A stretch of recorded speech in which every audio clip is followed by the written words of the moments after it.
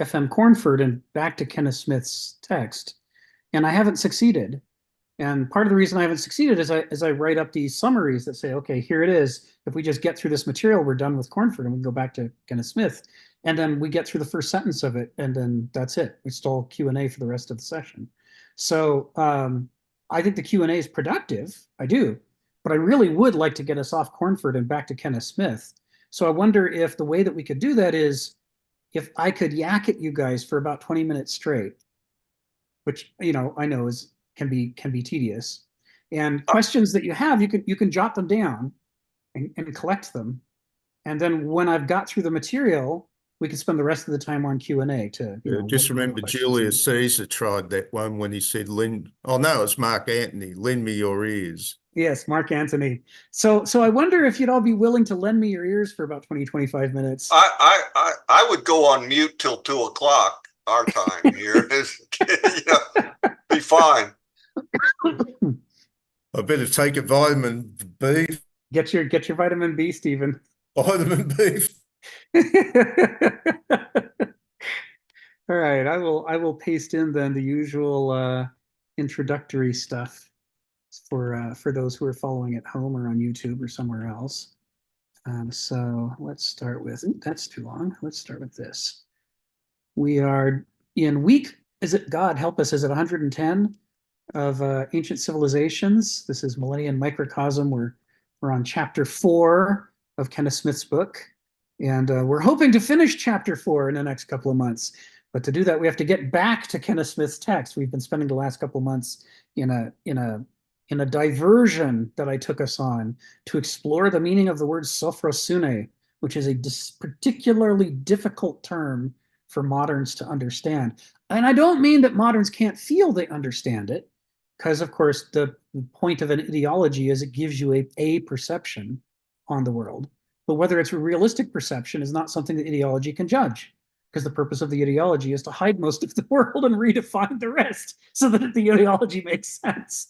So sophrosune, I'm trying to crack through modernist misinterpretations of sophrosune and try to help us to get our grip on what the ancients might have thought sophrosune meant. And the reason we need that is that this last section, H of chapter 4, is all about the fall during the ancient epoch from its pinnacle. From when it was standing with one foot in mythos culture and one foot in logos culture, and as a result could sort of see both ways at the same time.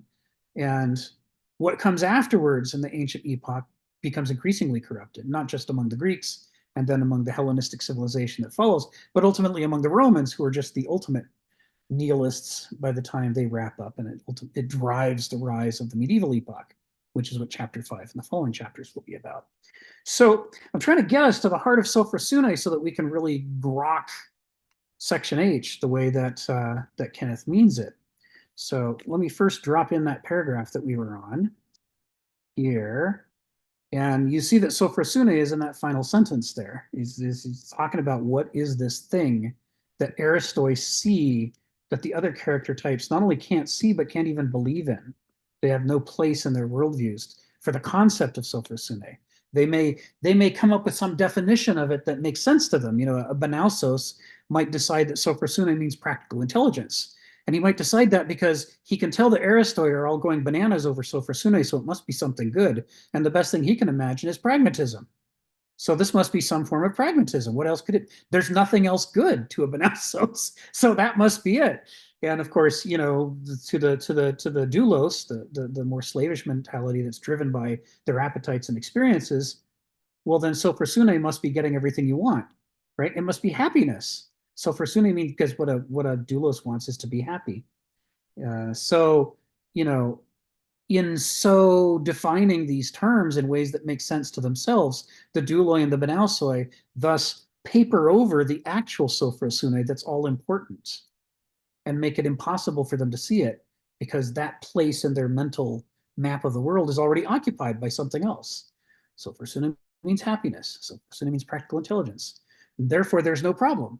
They don't have to look any further. They can be familiar. As Hegel says, what is familiar is for that very reason not understood for what it actually is. The familiarity with what we think we mean by happiness, or what we think we mean by practical intelligence, encourages us not to look any deeper.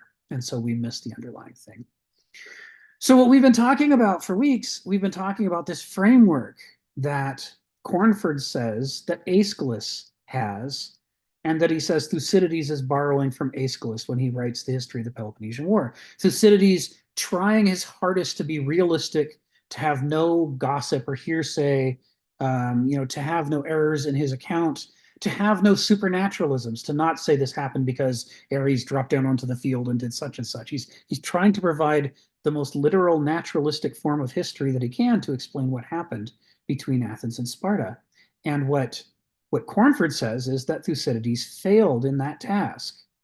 He succeeded as far as he could tell, but if we study Aeschylus and Cornford, we see that there is an underlying mythic conception of human character, human nature, and how human affairs unfold that's so deep in the ancient psyche that even when they're becoming atheists and stripping away what they imagine to be their belief system, they're revealing this structure of architecture that lies underneath it. And that structure of architecture goes very, very much to the essence of the ancient epoch, which is why I was so impressed when I read this, and I thought, this is what we need to talk about. we need to get into this as we're trying to talk about Sophrosyne, because this is how we're going to see what Sophrosyne is about. So let's assume all the things we've talked about for the last several weeks, just hypothetically. We'll assume that stuff as being the basis of the framework. And now here's the heart of the problem, and it's going to take me about 15 to 20 minutes to explain. The heart of the problem from the ancient perspective is as follows. I'll try to paste in the stuff that we're going to talk about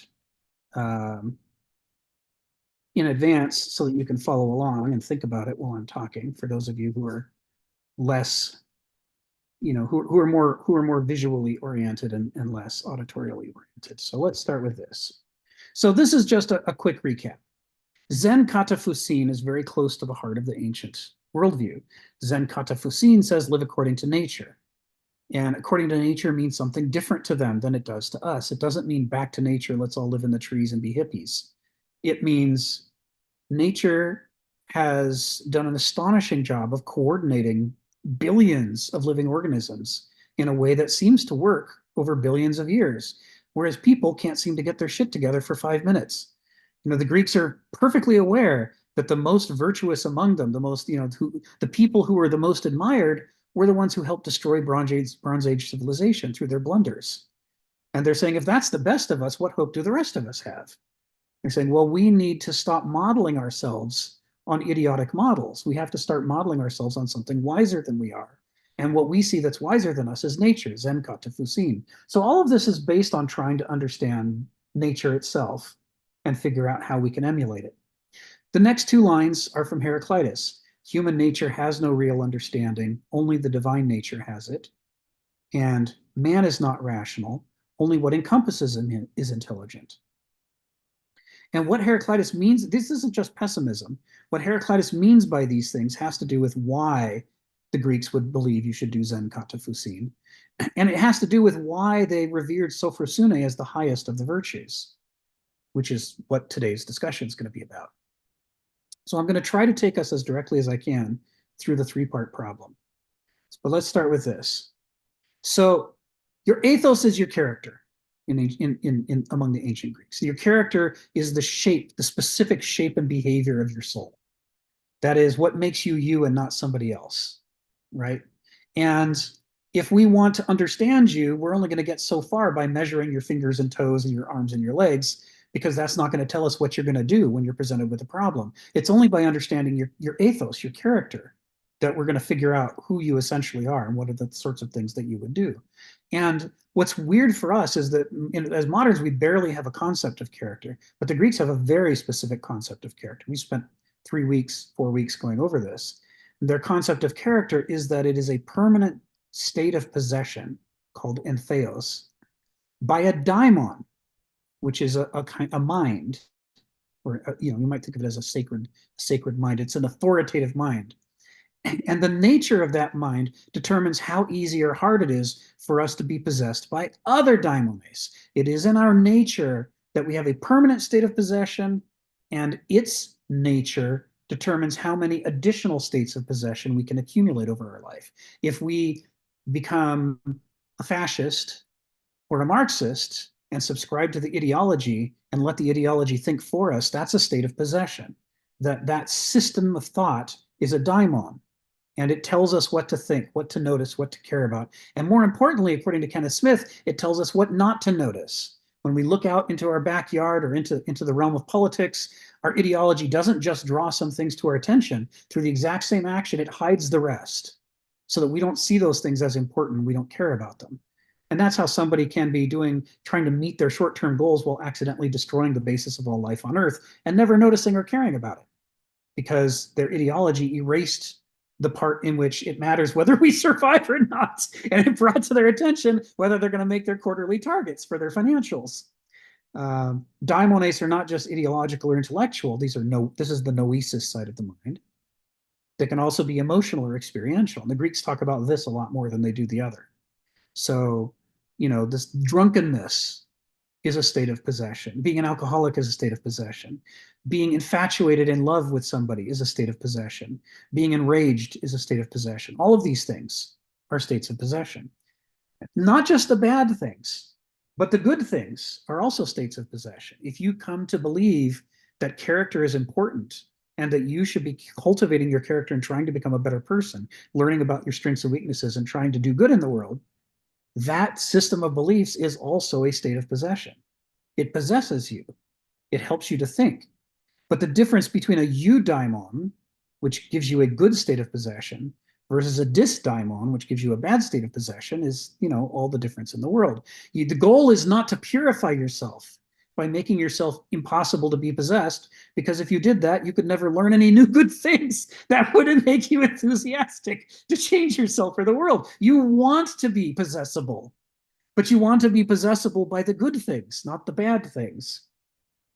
This is a very alien worldview. This ancient worldview is very alien to ours. There's no place in it for purify your soul for God. That whole idea, that's a medievalism, right?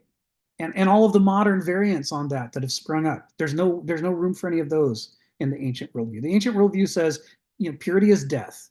Nature adores diversity, and what it's looking for is a harmonious diversity of things that reinforce each other in dialectics to create living systems that have resiliency, that can take a hit and recover. That's the structure of life. So that's what they see as the structure of human character, is that the goal is that we grow a bunch of dialectics inside of ourselves that allow us to take a hit and recover, but more importantly, that allow us to not be static, but to change into something newer and better than what we are now. So eudaimonia to the Greeks would be, it's a condition in which it's easy for you to be possessed by eudaimones and difficult for you to be possessed by chares, which are dysdaimones. And chares are the things like my congenital alcoholism, which I don't act on, but which I inherited. That's a care. It's a dysdaimon that wants to bring me to illness. And if I am on guard, phylactos, against that, then my life will probably turn out better than if I'm unguarded, aphylactos.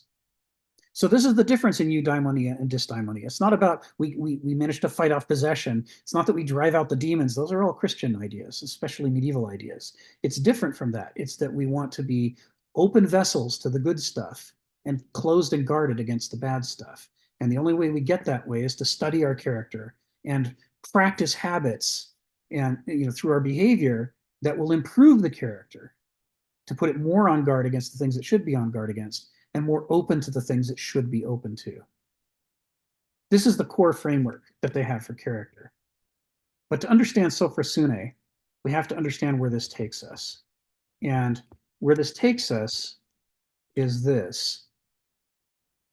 So there are a number of questions that come out of this model, such as, what are our characterological predispositions for any given person or family or culture or species? What does our character predispose us to? And if we don't know those things, then we don't understand the first thing about ourselves. We don't know what our tendencies are. We don't know who we are.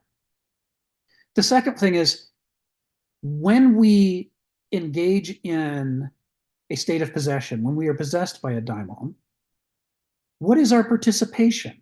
Our methixis is the term. What are we bringing to the picture that shapes that possession, makes it better or worse, makes it harder or easier? And what responsibilities does that require of us to be on guard against possession by Charis and receptive to possession by eudaimos? This is what are our duties here? Given the state of our character, what are our responsibilities? And then finally, how, given that state of affairs, should we be cultivating our character at any given time, so that our enthusiasms, right, entheos, enthusiasm, leads us to greater vitality and health for ourselves and our species and our world? These are three pivotal questions, and none of them is possible if we don't even have this model of character. Like, if we have the modern model that the body is a machine and the mind is a computer and all you do is program it, at the end, that's it, that's all there is, then we're absolutely going to fail at every one of these responsibilities according to the ancient worldview, because we don't believe in any of this stuff. So this is the issue. The issue is that these are the most fundamental questions that human beings need to answer in order to live a life as a free individual. But human nature itself, what we inherited from our species, presents us with three critical problems that make answering these questions just unbelievably difficult, far too difficult. This is among the hardest challenges of life. And where we start with is the idea that we don't have a single ethea. An ethea is a way of life. Nor do we have a single suite of arete, where arete are the distinctive excellences that allow us to pursue that way of life, the things that we're better at than other species. We have neither a single ethea nor a single suite of arete baked into our species the way a cheetah has. We can look at a cheetah, we can look at any cheetah anywhere in the world, more or less, and figure out what the essential nature of a cheetah is, because cheetahs all share the same ethea, and they share the same suite of arete that allow them to pursue that ethea. They have the same excellences, the same things that they do better than all other species of animals do, and that permits them to pursue the very distinctive cheetah way of life wherever we find them in the world. So it's not that hard to figure out. But with people, this is a more difficult problem, which we're going to come to in a second. The archaic Greeks understood this problem overall. They knew that people have this difficulty. The ancient Greeks who followed them, who are the ones we've been talking about for a year and a half, the ancient Greeks, they tried to document this problem, and that's why they put the epithet gnothi right up front at the Oracle at Delphi. Because knowing who we are, specifically knowing who we essentially are, what is our character, it's our greatest challenge. It's the thing that's hardest for us. So, what is this first problem? This first problem is as follows. Let me see if I can, nope, that's too long. I got to paste shorter pieces in at a time. Here we go. So if we don't understand our character in concrete specific detail, if we don't know our specific strengths and our specific weaknesses, then we don't know which daimones have an easier or harder time possessing us. We don't know whether we're coming out of the starting gate of life predisposed towards certain problems and not others. We also don't know whether we're predisposed to be able to develop certain strengths in ourselves as opposed to others, right? It's not clear to us if we don't know what our character is in enough detail. We can't just know our character in some arm-wavy, abstract modern way. We have to know these issues about what are we prone to be possessed by, right? And partially this is based on our mental character, and partially this is based on our physical character. But either way, we need to know these things. We need to know which arete we're capable of developing. And if we can figure out which arete we're capable of developing, then we can start to draw larger conclusions about what sorts of ways of life might be suitable to us. So if somebody suggests the life of a high wire trapeze artist, but we find in ourselves that we have terrible balance, and no matter how much time we spend practicing, our balance doesn't get to that level, then that can clue us in that the life of a high wire trapeze artist isn't for us. It's for somebody else. But if we don't know that about ourselves, if we don't know we have bad balance, we're setting ourselves up for catastrophe by saying, well, why not? I like the idea of being a high wire trapeze artist. So I go to do it. Next thing I know, I've fallen off and broken my neck. And now that's the course of my life, because I didn't do the concrete specific work to try to match up my actual character with the demands of a specific way of life. So basically, we're in a position where we don't know how to create a healthy way of life if we don't know what our character is. We need to know who we essentially are as individuals, as groups, and as a species. So this issue of essence is something that Aristotle talks about a lot. He says the essence of a species is the heart of its character. It's the radical statement about that species. It goes to the root and says, what does everything else good about the species grow out of? Where is its core? What is its character? And that's what tells you its distinctive liabilities, the things it's not going to be able to pull off, and its distinctive arete, the things it's going to be able to do well. So he says about this, Aristotle says that for us to identify the arete of a species, and arete is the plural of arete. So I'm talking about, aretes would be the English pseudo-Greek there. We have to study the most fully mature and proficient examples of that species. If you want to know what makes a cheetah tick, not all the details, not if you want to know everything about a cheetah, but if you want to get to the heart of cheetahness, you can't do it by looking at cubs, and you can't do it by looking at the sick and broken elderly. You have to look at the cheetah in its prime, the healthiest, most fully actualized examples of the species. And when we watch their behavior, it becomes obvious to us what a cheetah is all about. And then it becomes possible to look at the young cheetahs and the old cheetahs and see how they relate in their life cycle to that flourishing that is the point of a cheetah, to develop that capacity to run like that and to chase like that.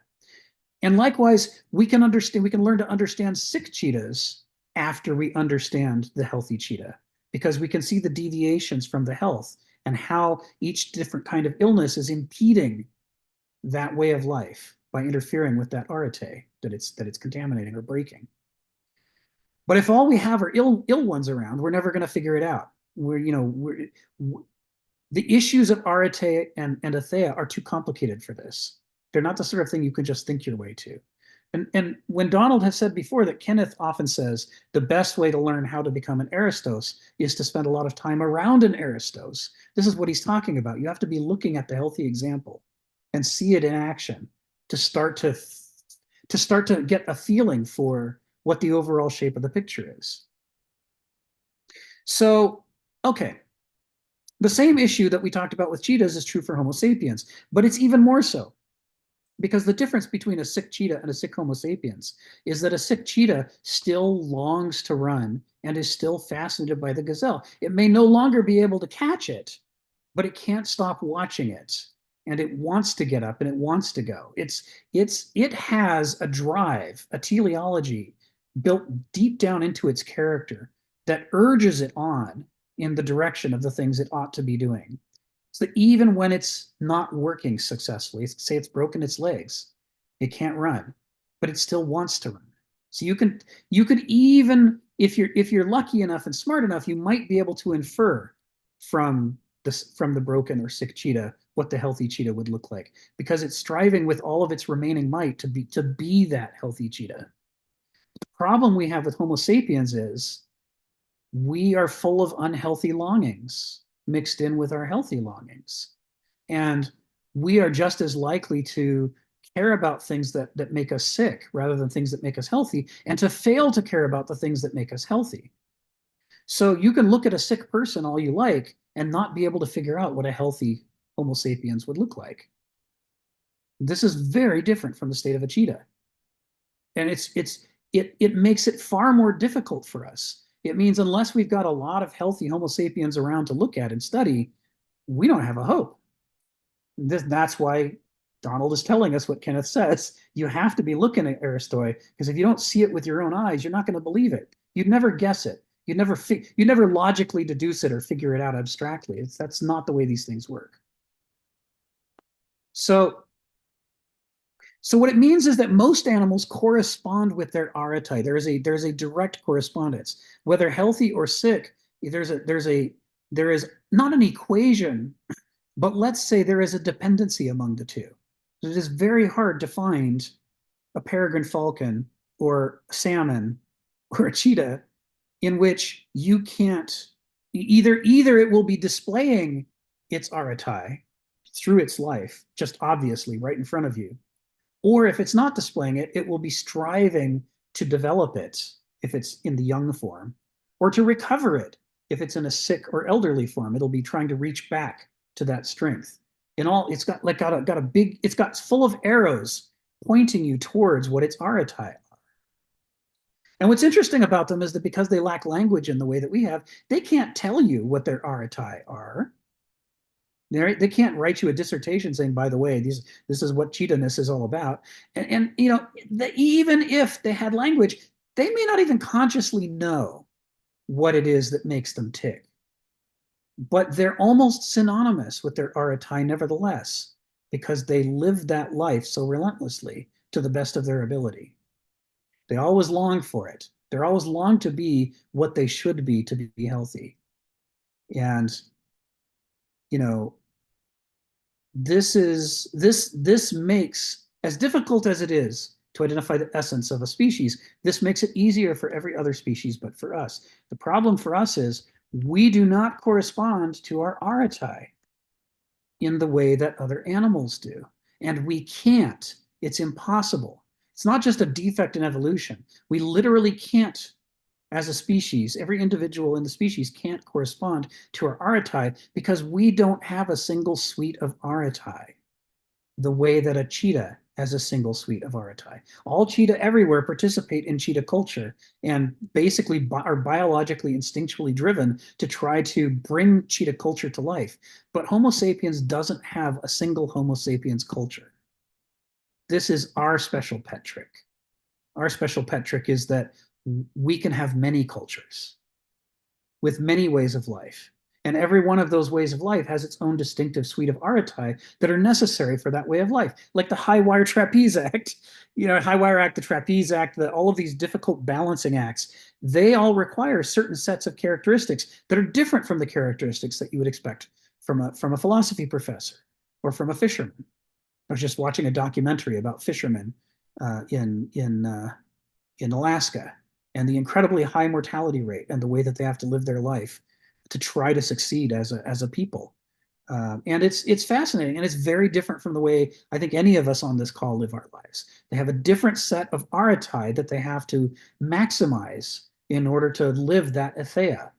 And if we just tried to walk out of our door and go up to Metlakatla, Alaska, and hop on one of those fishing boats and then put on the diving suit and go down and try to collect sea cucumbers, we'd die.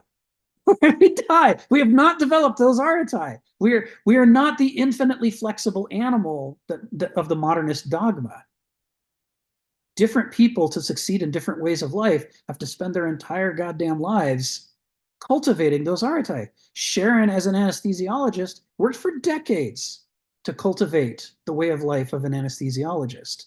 And if any of the rest of us think that we're just going to be so clever and smart, we're just going to flexibly adapt ourselves to being an anesthesiologist, well, you know, the medical board has another, you know, they're going to tell us we have another thing coming because they know that's not true. They know this thing that the ancient Greeks knew, which is that different ways of life for Homo sapiens require different archetype to be cultivated to make it possible to do that way of life successfully.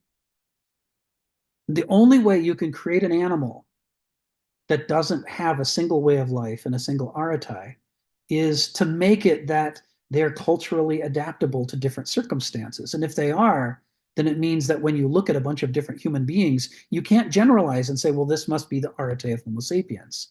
We don't have one archetype or suite of archetype. So identifying what any individual person's archetype might be is a more difficult problem than identifying what any individual cheetah's archetype might be. In the case of the cheetah, you could look at a bunch of other cheetahs But in the case of the Homo sapiens, it's only going to work if you're looking at other Homo sapiens who live that exact same lifestyle, that way of life.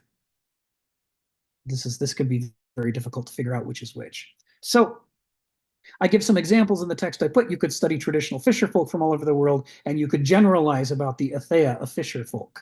And from that, you might be able to work out what are the human archetypes that have to be developed to make it possible to live the fisher folk way of life. Or you can study traditional carpenters and so on. And in each of these, you see different possible atheiai, different possible ways of life for Homo sapiens, each of which has its corresponding archetype. But basically, when it comes to archetype, we're not monovalent. When it comes to atheia, we're not monovalent the way most species are. We're polyvalent. There are many possible atheia we could live according to, and thus many different archetypes.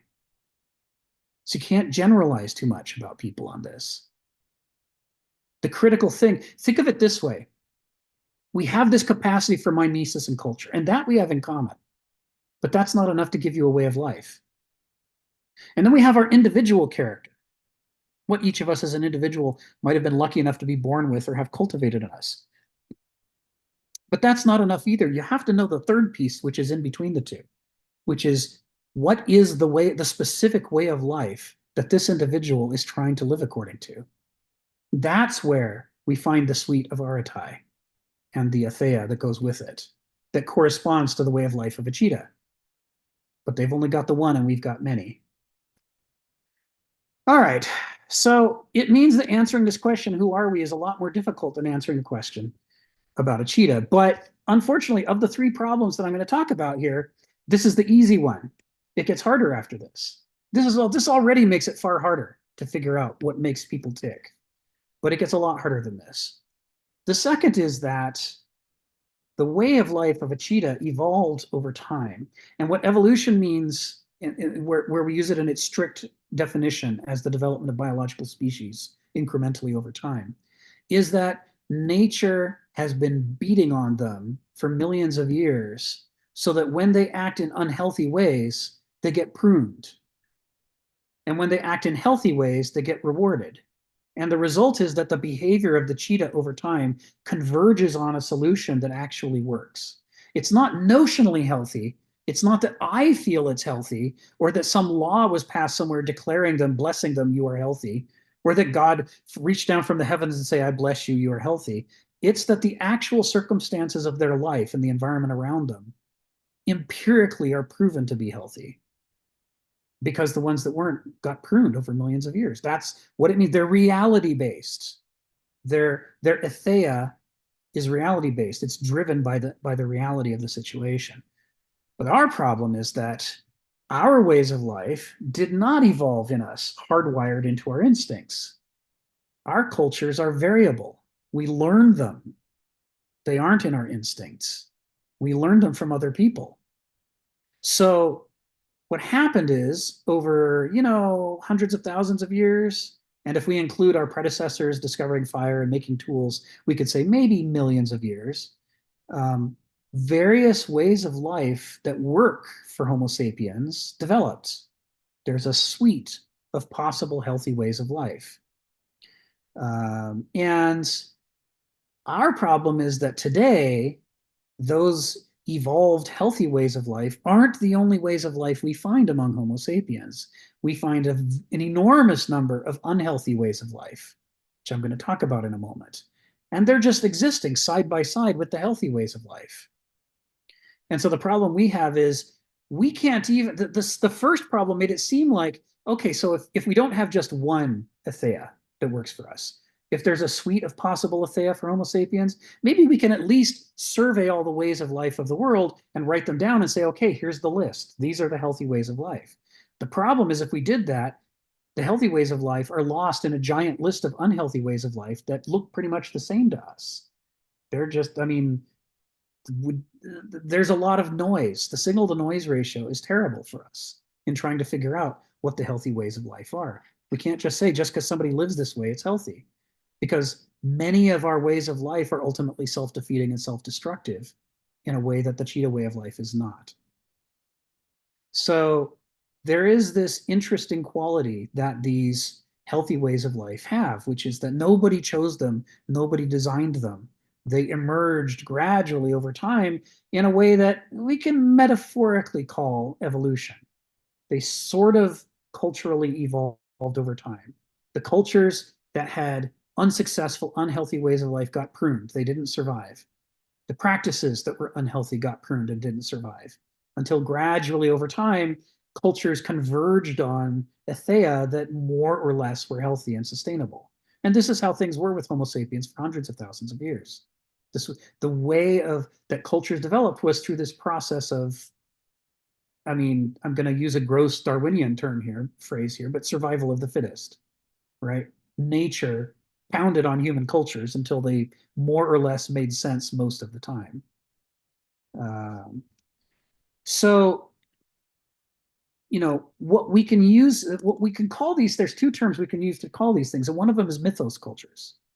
These are mythos cultures. This is what Kenneth Smith is talking about. These cultures in which people lived immersed in the matrix of nature and with a conception of the world that defies rational categorization and systematization because nobody picked the way that they thought about the world. It just emerged unconsciously over time. And people might think consciously about them, but they thought within the framework of those mythologies. That's how they saw the world. They were so I think the other term that we can use to go with mythos culture that corresponds to them, as long as we understand it's not genuine evolution, which is a thing that happens to species, not cultures, is that these are naturally evolved cultures. They're naturally evolved cultures. They weren't designed. They just emerged over time through a process of trial and error. And that process of trial and error gave them a very high, what I want to call actuality quotient. I'm going to use Kenneth's term actuality versus reality here. It's going to become important in a few minutes. Actuality quotient is how close does your culture correspond to the way the world actually works. Cultures with a low actuality quotient, like our own, are on a fast train to self-destruction. Cultures with a high actuality quotient, like archaic traditional cultures, could last for many thousands of years. And they'd learn and they'd adapt, but they didn't destroy the basis of their own survival. It's not like when the Ephesians cut down all the trees upriver and it caused their own port to fill in, and suddenly they went from being the second most important city in the ancient world to being a nearly abandoned backwater, right? That way of life that the Ephesians were living was self-destructive. They destroyed the basis of their own survival. They had a low actuality quotient by the time the Romans got done with them, and ultimately they couldn't survive. But we're talking about archaic cultures, older than the ancient epoch, way older. These archaic cultures had a high actuality quotient. And we know because we're here, right? If they had failed as spectacularly as recent cultures have failed, we never would have made it this far. Homo sapiens was a more fragile concern way back when than we are now. We have a lot more power now to change the world. So what we want to contrast mythos cultures and what we might describe as naturally evolved cultures with is what a lot of people refer to as colonizer cultures. But I understand that this term is broken because this isn't actually about colonizing. As Stephen points out, all animals and plants colonize. They move around and they go places and they spread, and that's what life does. And this is not the issue with quote unquote colonizer culture, which is why it shouldn't be called that. Colonization is just a consequence of the ways of life of this kind of culture that we want to talk about next. It's a distraction. I'm naming it just to say, I recognize that I've been using this term off and on for the last couple of years, and it's the wrong term. So as of now, I'm abandoning it. It's just not relevant here. What we're talking about here is what Kenneth Smith calls logos culture. And logos cultures are a willful, ego-driven way of life. And it's based on the idea that it has a right to impose its ideologies on other people and even on itself and its own traditions. It's based on the idea that the evolutionary ways of life are primitive and backwards, and that the more advanced and sophisticated way to live is to choose how to live, to design our cultures. And the basis for that design is we're going to design them the way we want them to be. The way we want them to be. Right? Evolution, we scoff at evolution. Being based in actuality, we scoff at that. The fact that something has worked for hundreds of thousands of years, that's especially scoffable. We don't care about any of that. What we want to know is how to get what we want as quickly as we can. And the way we do that is we impose our ideas on the world. And by doing that, we think we win. This is the basis of logos culture. It's the stage in the cultural development of Homo sapiens when we decide to become the authors of our own cultures, rather than to passively suffer or receive those cultures from the consequences of history. And what underlies them, the great power that drives these ideas, is that we are so powerful and so smart that the only real obstacle to getting what we want is our willingness to impose it through force. This is the basis of logos culture. The idea of logos culture is that, contrary to mythos culture, we don't believe that we want the wrong things. We don't think that it's normal or common for us to be mistaken about what we want. We think what we want is right and true and good in a circular sort of way. And so really the only obstacle is we need to figure out how to, get a big enough lever to force the world to do what we want. We got to chop down that tree. We got to till that field. That neighboring tribe, we got to conquer and enslave them and make them do all the work for us. We got to beat our wife and make her do all the chores in the house. We got to find some animals we can domesticate. Everything is based on the idea that if we just force others to do what we want, then we'll get what we want, which inherently is good. It couldn't possibly be bad. There is a cycle of epochs that has been happening for the last 4, 5, 6,000 years that emerged as an innovation in history. And this cycle of epochs is the period during which logos cultures were developed. And when I say were developed, it's the period of time in which logos cultures decided to develop themselves. They decided to take over the shaping of culture from nature and to do it consciously and by design. So, it starts with at the unconscious level, way down at its foundations, it's based on a complete rejection of the wisdom of mythos culture, which is that nature is not created or shaped by our desires. That's what mythos culture says. It says nature was already here. We're not gods. We're the younger siblings of the other animals. And the way we know that is they've been succeeding at what they've been doing for millions of years, whereas we make an enormous number of mistakes in the things that we do. So we should be cautious in the changes that we make. And we should be emulating successful models. This is mythos culture. Logos culture says, we're impatient with that. We're tired of that. We think that we could get what we want faster if we just, force it. We'll force things the way we want them to be. And the concept is that, other people might be wrong-headed. They might want the wrong things, but that's because they're not us. We know what the right things are to want. And so all we have to do to succeed is to force other people to give us what we want instead of letting them do what they want. This way of resolving differences between desires is at the very heart of logos culture. All of the ideologies, the mathematics, the logic, the systematizing systems of laws, systematic economies, all of this is based on the idea of acquiring greater and greater control that we can force upon nature and force upon other people to get the things that we think that we want. And at the base, this attachment to our desires is so strong that no matter how rational we consider ourselves, there is a core of us that gets very angry and offended when we're thwarted. How dare other people question our desires?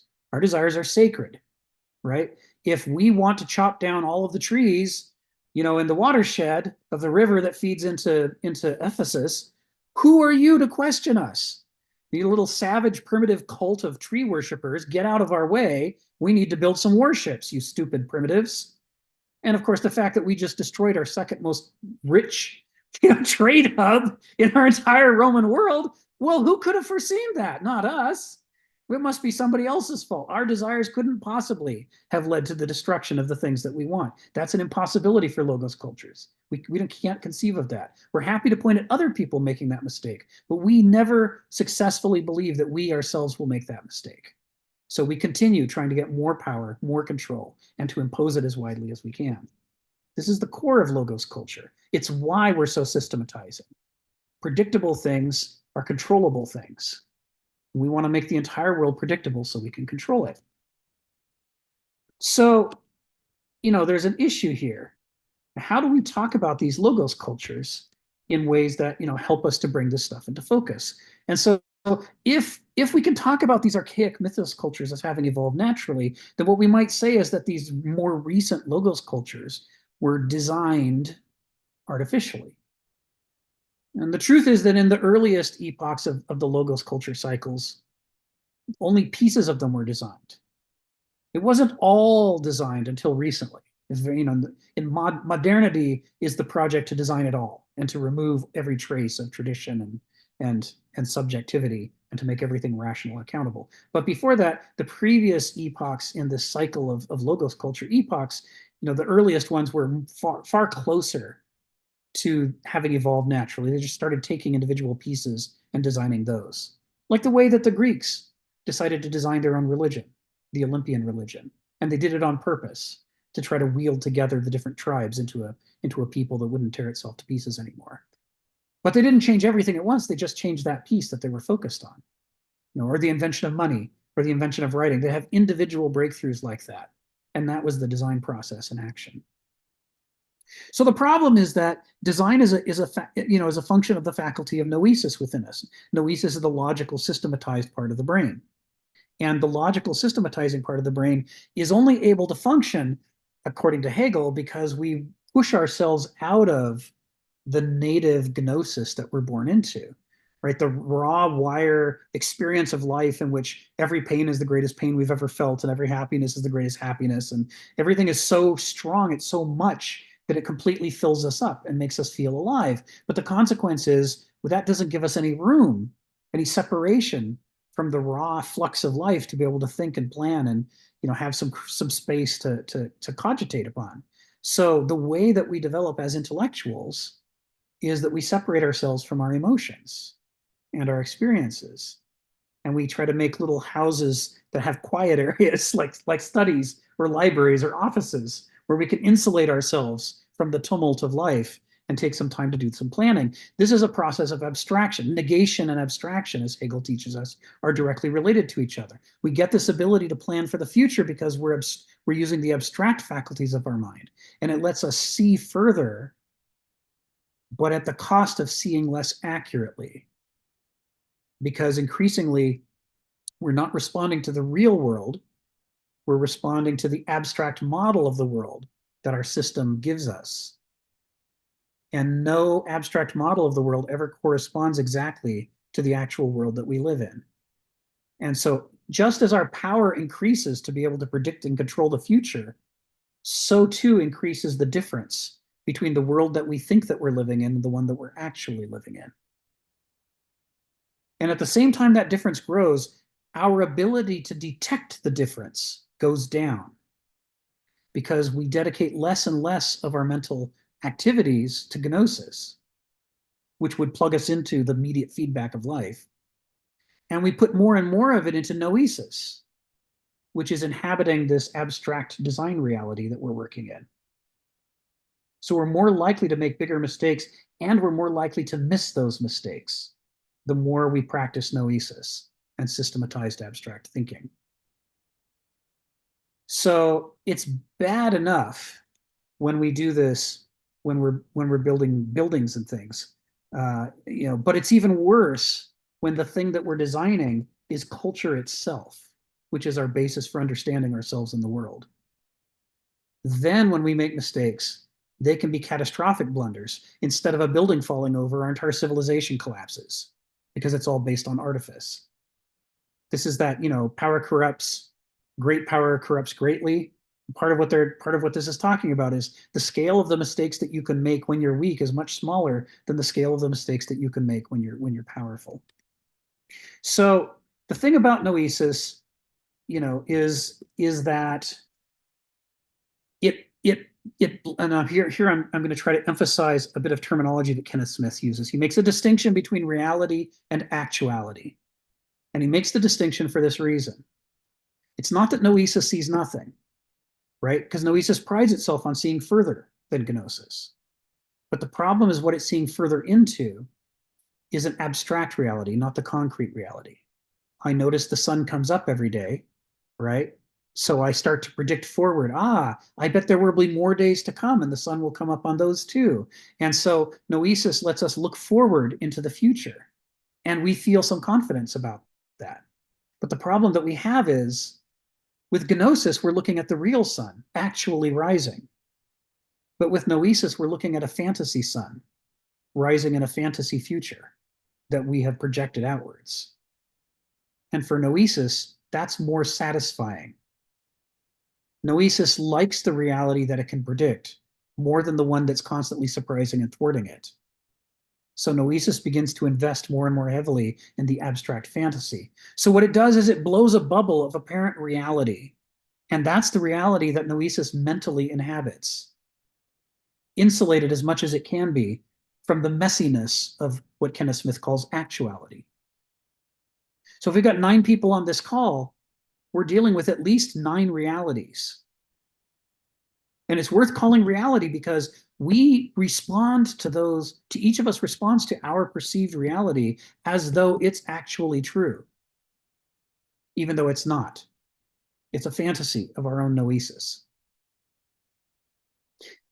We have, as Heraclitus says, we have one shared actuality between us.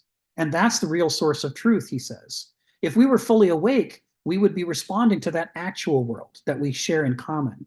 But instead, each of us retreats into what we consider to be a private intelligence of our own and a private reality of our own. And that retreat involves that difference, that delta between what's actually true and what we think is really true.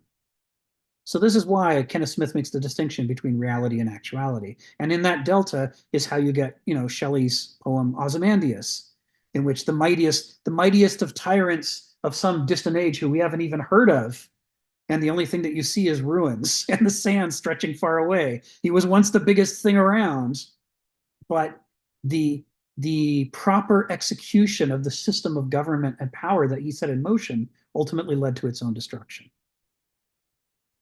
This is the problem of artificial culture. They're not time tested by evolution. They can't be trusted. They're based on reality instead of actuality. They make sense to us, which we think is important, but they don't actually make sense with what's actually true. So this second problem, the culmination of the second problem is this.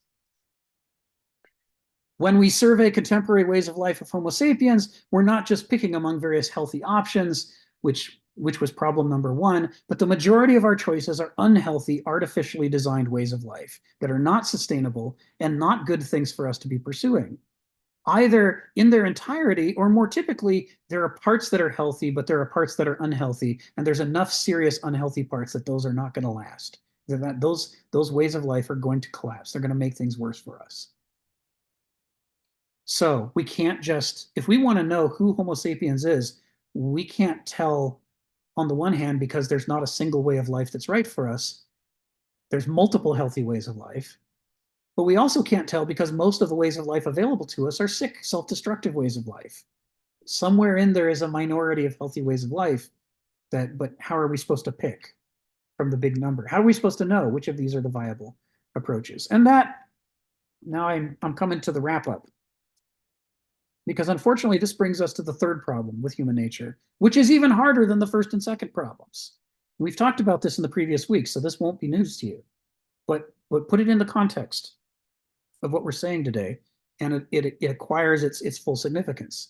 And that is that our phronesis, that faculty that we don't have a modern English word for, but that the Greeks were obsessed with, our phronesis, the faculty for figuring out which direction does health and vitality lie, which of these ways of life is the right way of life, what are the parts of the world around us that we ought to be paying attention to and be interested in and be pursuing the way that the cheetah can't stop thinking about the gazelle? What should we be enthusiastic about?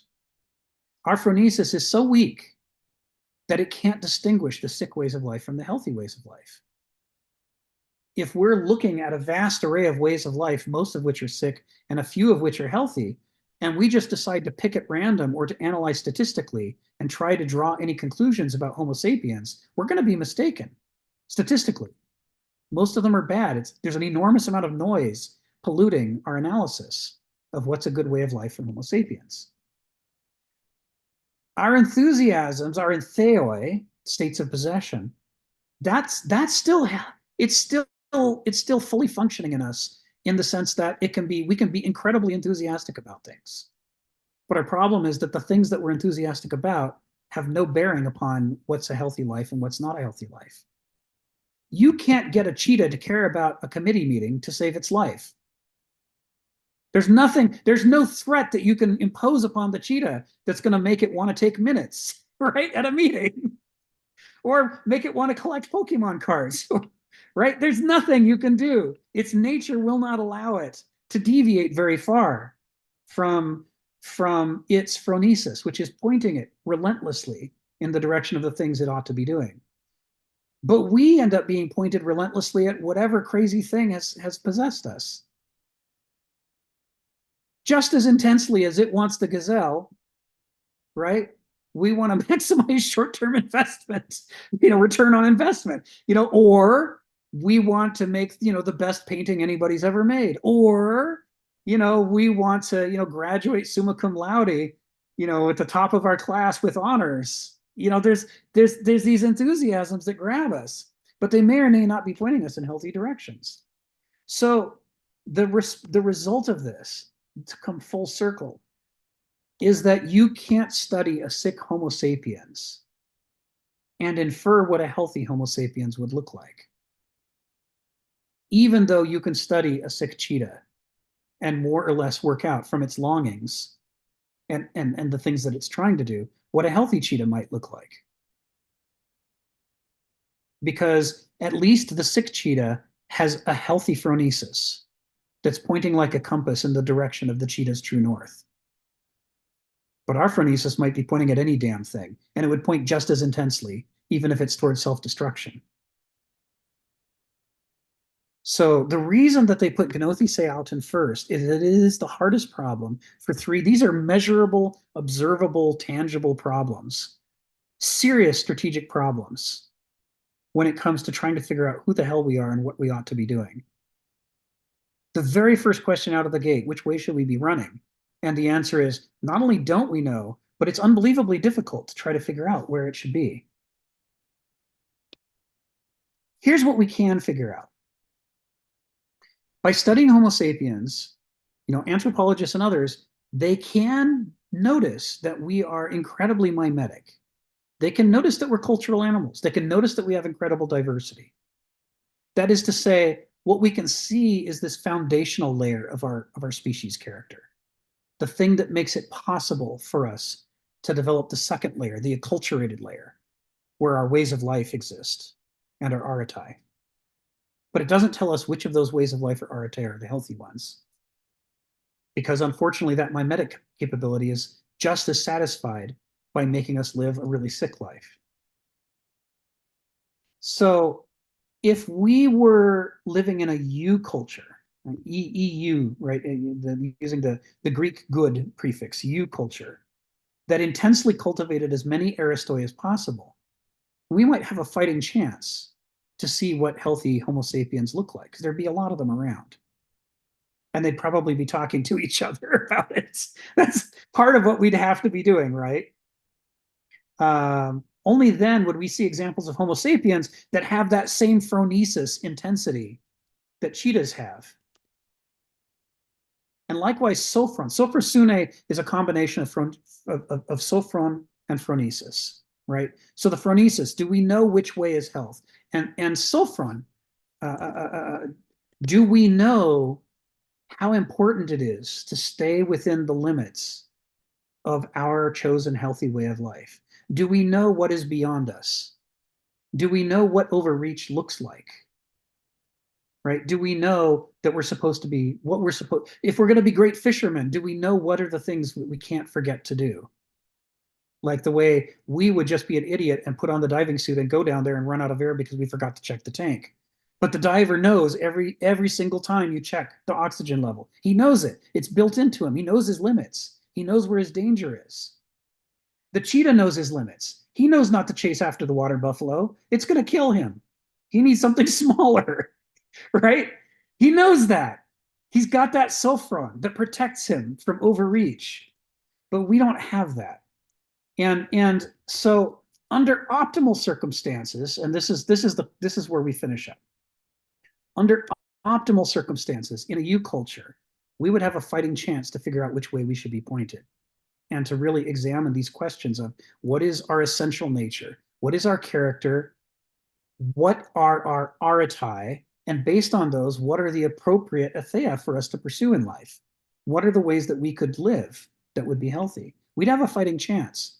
But in a modern disculture that holds nothing sacred, that doesn't care about the difference between self-destruction, and vitality and health and survival, that only cares about parochial appetite or ideological prescriptions, where life is structured as con games within con games, where people are always trying to misrepresent things in order to get you to buy something cheap and sick so that they can maximize their short-term return on investment. In that circumstance, it is incredibly difficult, the challenge to know thyself. It's far more difficult than it would have been for the ancient Greeks, and it wasn't easy for them either.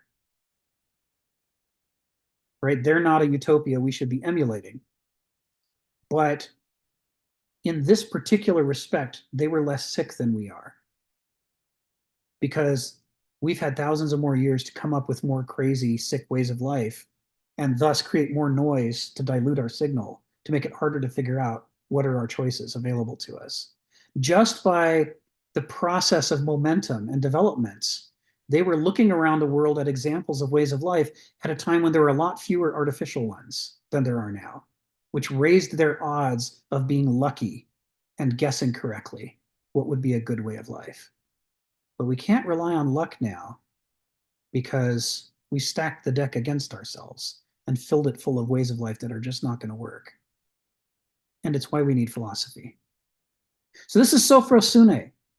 Sophrosune is that quality that the other animals have naturally, that we do not have naturally, that we have to cultivate within ourselves. And the only path towards sophrosune requires understanding the structure of human character and culture and ways of life in order to see how difficult the problem is, so that we don't stop with the first bad choice we make and declare it a success and a virtue.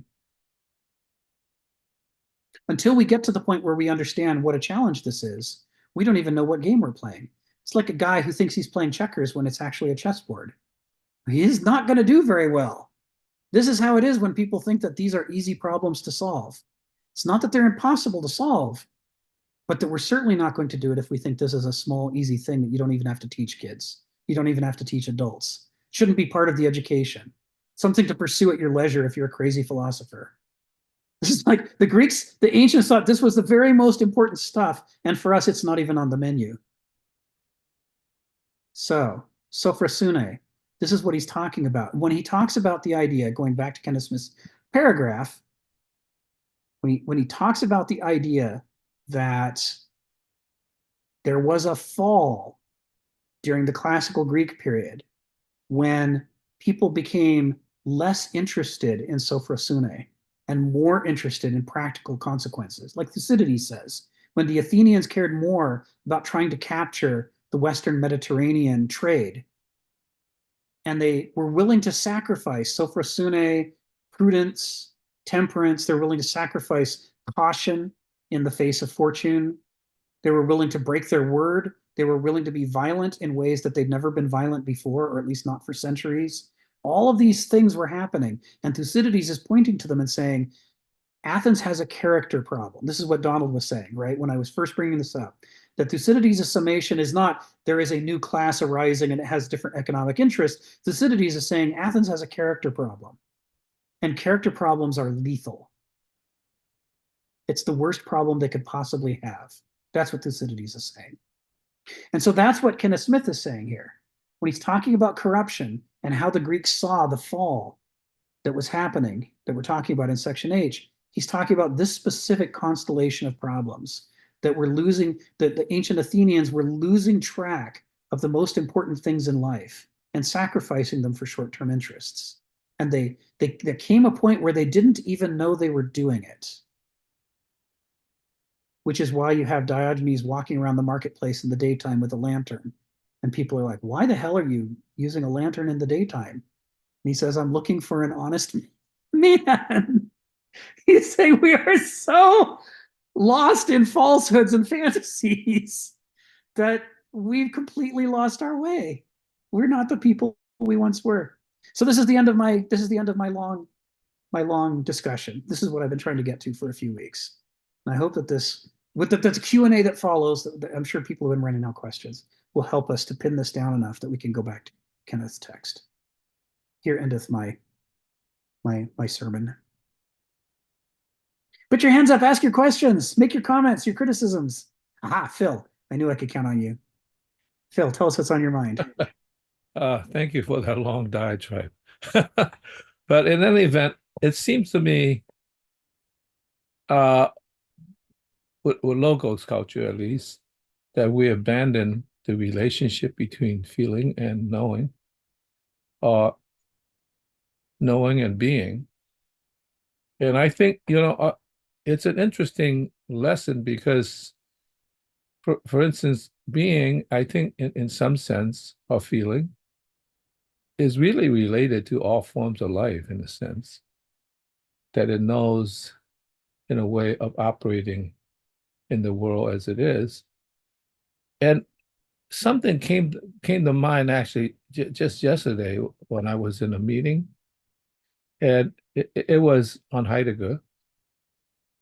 And this guy, who's actually a mathematician, but he's quite involved with computer science as well. And he says something very interesting. He says that the problem with the first set of computers is they were driven by algorithms, how to do things. And he's a chess player as well. In fact, he's a master. But he said the problem with that is, of course, human beings, they got better at chess than human beings because they could the computation power just way faster and stronger than human beings.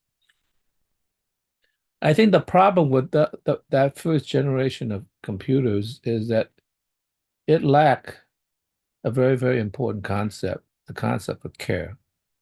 In other words, as human beings, as all living species, something more fundamental than knowing is caring.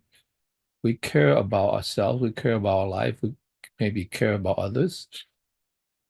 And he says that AI now has actually introduced a kind of caring into computing, but it's a kind of logos kind of caring. In other words, they care to win at any price, okay? At any price. And they don't care how long it takes.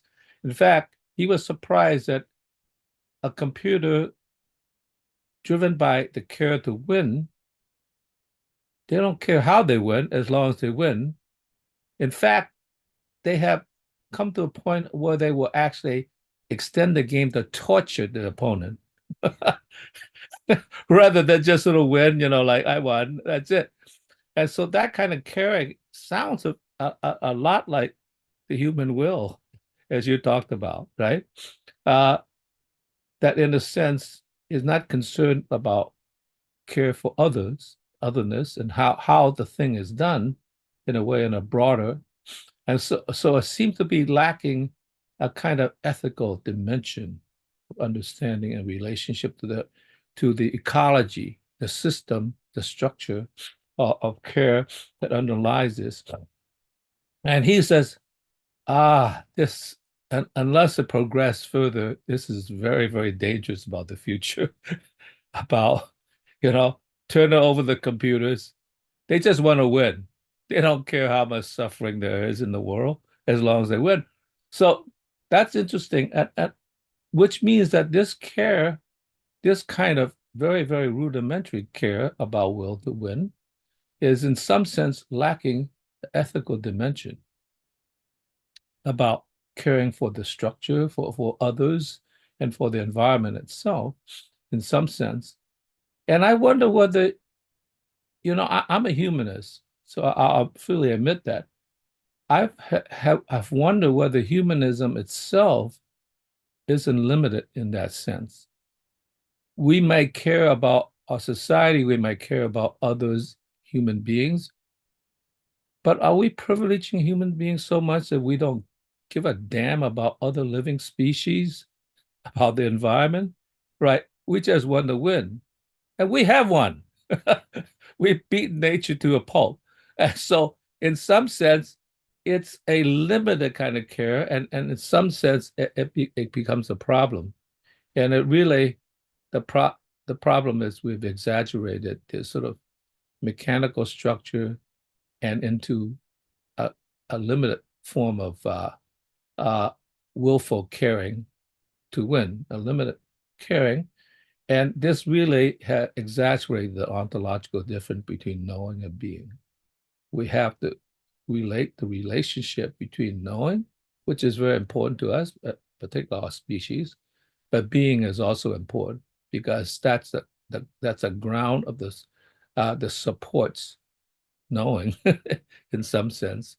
And so we have a very limited capacity of knowing because we don't care enough about being as a whole.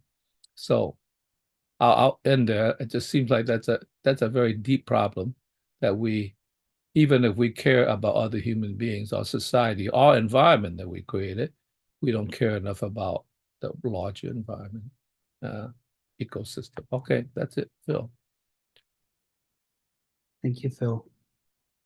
Yeah, that goes right to the heart of the ancient value system, or at least the part of the ancient value system that's still preserving the archaic mythos culture. It says it matters why we're doing these things. It matters what it is that we're working towards in the world, and it matters at a scale bigger than we can imagine. When we reduce our goals to simple things, we almost always do it at the price of erasing more complicated but very important things from the picture. Well, I'll say something more. I had experience with this. I was a wrestler, a very good wrestler in college. I remember I was so outstanding that some older wrestlers saw my talent and gave me some advice. He says, Phil, when the referee isn't looking, you have to hurt the other guy. And I thought, why I appreciated that he wanted to share his wisdom to me. Even as a young person, I'm saying like, what the hell is this guy? I don't want to be like this guy.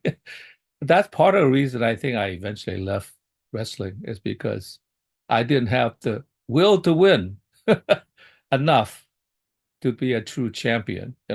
So that was a limited kind of caring to me. So I didn't want that kind of wisdom. So that was very, very interesting. Yeah, that's a good example, Phil. Thanks. Stephen, come off mute. Tell us what's on your mind. I suppose, the anthropomorphic squirrel was an example. He finds a peanut, something he can handle. I'm happy with peanuts. Oh, look over there, there's walnuts. Peanuts, I say yesterday. Into the walnuts. Oh, yeah, I've hit the big time now. I'm the peak experience. Oh, my God, there's Brazil nuts over there. Stuff the walnuts. And bigger is better was working until he hit the coconuts. He bit off more than he could chew. It's a bit like the old Christian traditions where they're warning people to beware of the devil. We've lost that. Yeah, your silly Christian of 200 years ago was watching out for the devil, dragging them off in a direction that was not particularly suited to their well-being. But hey, we've forgotten that. Nothing exceeds like excess. Greed is good.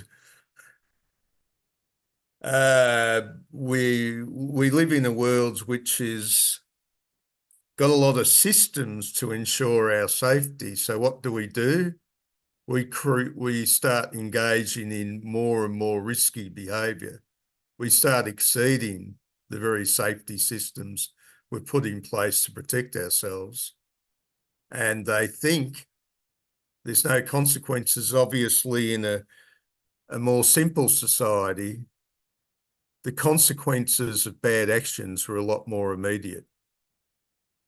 If you injured yourself in a small way, there could be enormous consequences. Now you go to a doctor, now they'll give you a shot that prevents gangrene. Hey, I'll take some more risks now. Thank you. Thank you, Stephen. And thank you again for mentioning that Warner Brothers cartoon, Much Ado About Nothing. After you mentioned that the first time, after the session, I went and watched it, and it's every bit as funny as you say it is. And at the same time, not only funny, but also, you know, it's like, oh God, that's us. This is the human mania for more in action. It's quite funny. I love the way that some of the early 20th century Warner Brothers cartoons are not just funny, but wise at times when you don't expect them to be.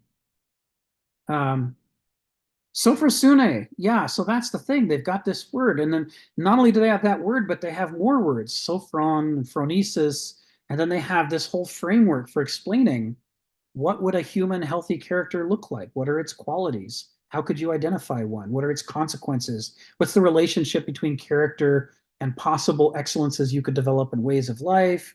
And this whole thing, it's not just an armload of terms. It's a structure for defining, you know, how can an animal like Homo sapiens survive and thrive despite the liabilities that we evolved with, despite how easy it is for us to go wrong. How could we move things in the direction of going right more often? And you can see how, once you understand this framework, if you go back and read Heraclitus or Aristotle or Plato or any of the Greeks, they're constantly referring to this framework.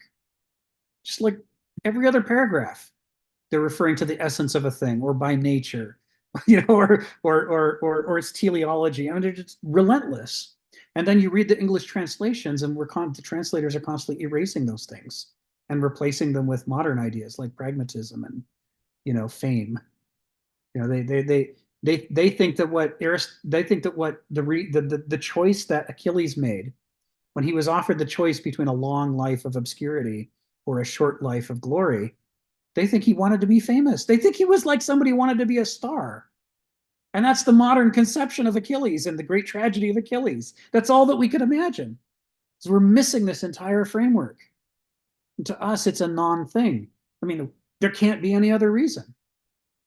The idea that Homo sapiens is a sick animal that needs help, and that we need our culture to point us in the right direction, and that the most glorious thing that you can do with your life is to live some virtue or set of virtues so well that in the future you can be an educational aid.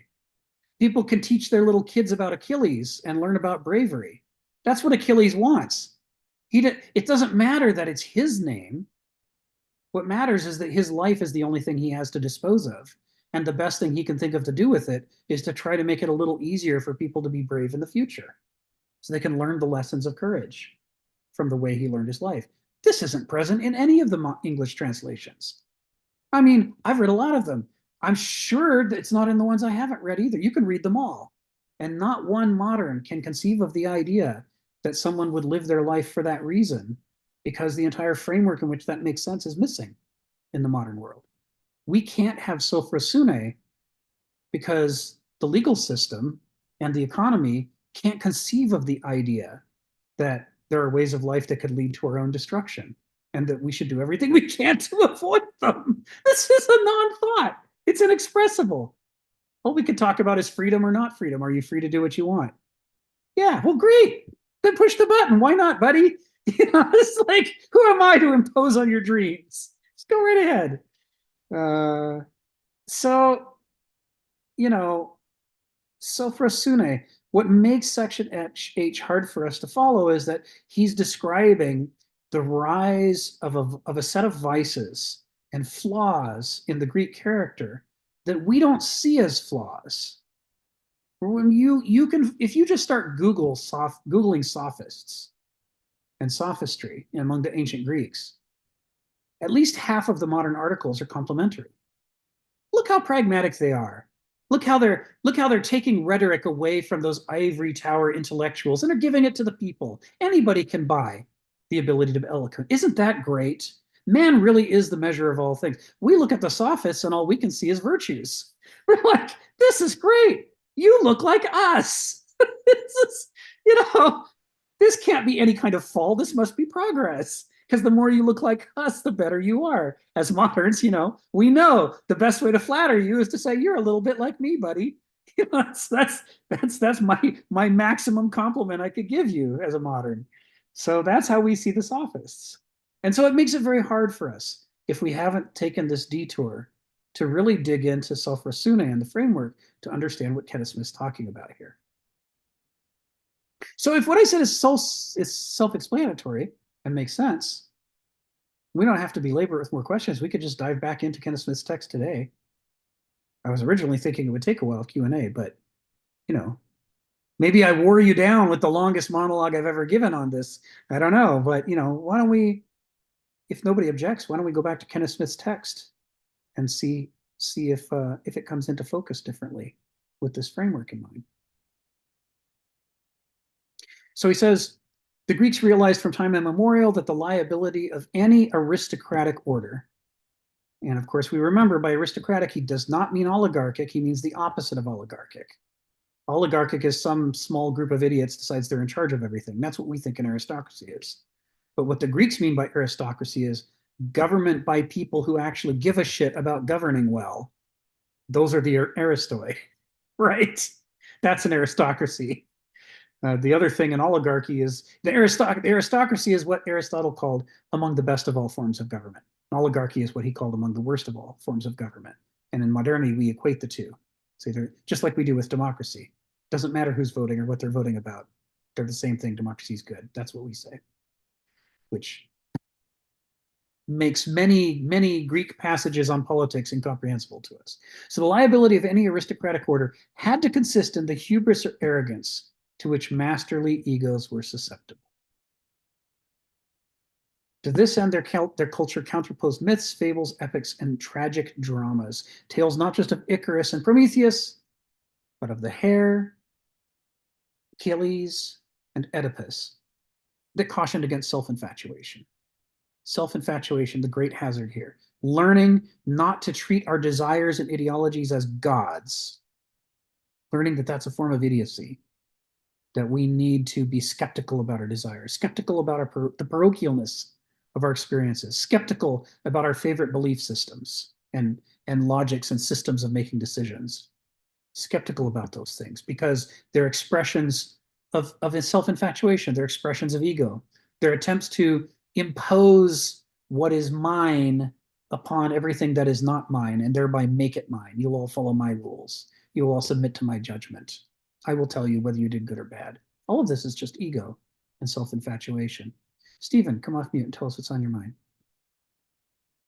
Oh, yeah, this is the problem of the space seed, that when we develop abilities and skills to rise to, or we've opened ourselves up to a bigger picture, there's bigger temptations waiting in that bigger picture. And this is the risk, was pointed out in Space Seed with these supermen as they started to think of themselves as gods.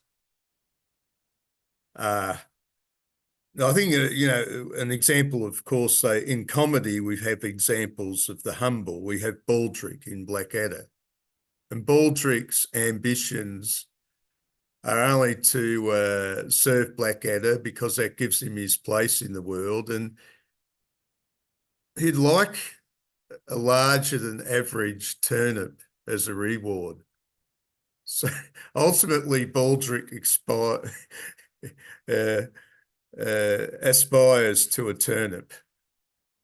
Blackadder's a more masterly ego who's aspiring to a lot more, but his temptations are vastly greater than baldricks. And there's a risk in that. In a sense, you often see the baldricks on the much more simpler but safer path than Blackadder is. Blackadder's, you know, just about getting himself into disaster with the turns that he's taking. Well, another example is The Wizard of Oz, if you remember the cartoon. You got Spook, who's the prisoner. And I remember he manages to break out of his prison. And he's hungry. And he goes running through the king's kitchen. You know, there's this beautiful, massive feast is laid out in the kitchen, but he goes and runs for the garbage can where the swill is. That's his ideal. It's that very limited perspective. But it's hard. It's not as easy to screw up the limited perspective. When you get a giant perspective, these temptations arise. You know, as long as a squirrel didn't see coconuts, he was probably doing okay. But once he saw that coconut, he was lost. He'd bitten off more than he could chew. Thank you. Thank you, Stephen. Yes, the issue, Cornford talks about this when he's talking about the infatuation, the way that the ethos that is not on guard is as a result vulnerable to temptation and infatuation. And Aeschylus defines categories of temptation. What are the different kinds of ways that you can be tempted into excess? And you know, he has the Spartan generals in the speech. Thucydides has them in the speech to the Athenians, explaining the dangers, reminding them of the dangers, which he says all Greeks should know. We're all raised on Homer. We're all supposed to know this stuff. How is it that in victory we are at our most vulnerable to defeat? It's because our ego swells. And that's the moment we're most likely to overreach. And so, you know, the infatuation can come several ways, but one of the main ways that they were skeptical about is good fortune. Said good fortune is terrible. It's terrible. It's the ultimate tempter. Look at that nut. That nut's bigger than I am. What could be better than that? I must have that nut. You know, it's like that's the moment that a Spartan general will go, I don't think so. That's too good to be true. And if it is true, it might just be too good for me to remain a good person in pursuit of it. I need to let it go. Laconic wisdom is how the Athenians referred to that. Not just that they didn't talk much, but when they did talk. I might add, I'm thinking of another term, Philistinism. Ooh, yeah. And famously, of course, the term is supposed to have arisen in one of those German student towns where the students were all racing around with their grandiose ideas, and the common people of the town thought they were all mad. And the students would say, "Oh, you're Philistines. You're not appreciating our greatness, the greatness of our culture. You're like the Philistines, not appreciating the great grandeur of the Jewish temple. You come out and laugh at us when we're trying to build it." And the interesting thing, so if we think of Philistine as the absolute pejorative. I was reading a bit of Rudolf Steiner, and like I said, Rudolf Steiner is on the tail end of German idealism. So there was his period when he was a philosopher before he became the crazy occultist. And there was some merit in what he was into back then. And he said, no, Philistinism, okay, if you absent the Philistinism in you, you'll become possessed by the opposite number. Can you guess what the name of that opposite number is?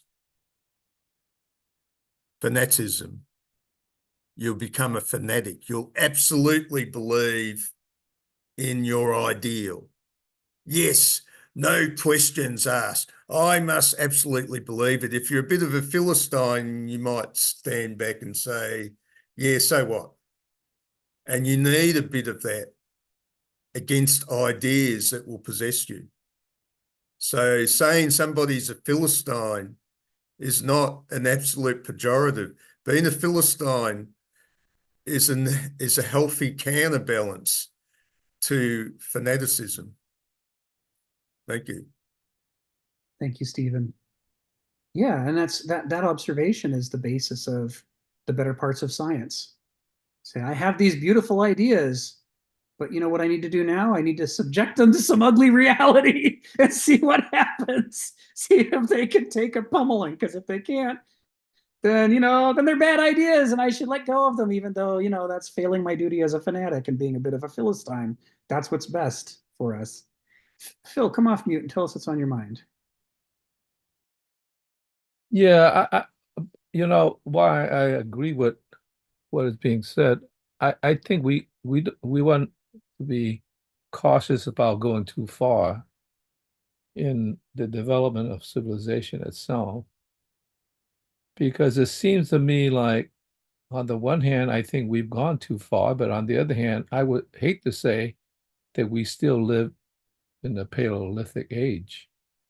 I mean, in some sense, if you want to put the real blame in one sense, if you don't look at it a development sense, then you would say agrarian agriculture really started this whole problem in a way, right? In the sense that so the Neolithic, in a sense, created these cities and the relationship, and more people survive, and therefore you have to provide for more people. So a lot of this has come from the fact that things just sort of happen a little bit at a time, and instead of correcting it as we go along, it just sort of snowball. I think I would hate to, in a sense, think of myself as a, Homo habilis, or even earlier. I mean, at some point, even Homo Neanderthal, there's some arguments whether they were displaced by Homo uh, uh, sapiens, to what degree they were intermarried, and to what degree that it was really the change of the climate that they couldn't bear, in a sense. In a sense that, in some sense, why did Homo sapiens survive and even Homo Neanderthal didn't survive? I mean, it's like, so there's some aspect of it that has something to do with survival itself. It's just that once civilization got developed, it went off track, and we weren't able to self-correct and bring ourselves back to a relationship with this uh, Neolithic lifestyle, and sort of this more a fundamental, way of being. And so if we had developed a history in which we constantly remind ourselves, don't forget about the basics, we might not have evolved to the point we are, where we just sort of became too much one-sided. But we needed those development tools and other things, simply because we have a population we could sustain otherwise. So I don't want to go too far into criticism as well. I just want to say that criticism would have to be somewhat built into the system, where you could criticize what's going on to begin with, so that it never took the right angle turn that we can't course correct. So I just want to be cautious that, while all this is true, I do not want to live as a caveman as well. Although we are almost becoming forced to live in the man cave, just with the computer, and that's it. So yeah, so let's not go too far and be out of balance in the relationship between knowing and being. Thank you, Phil.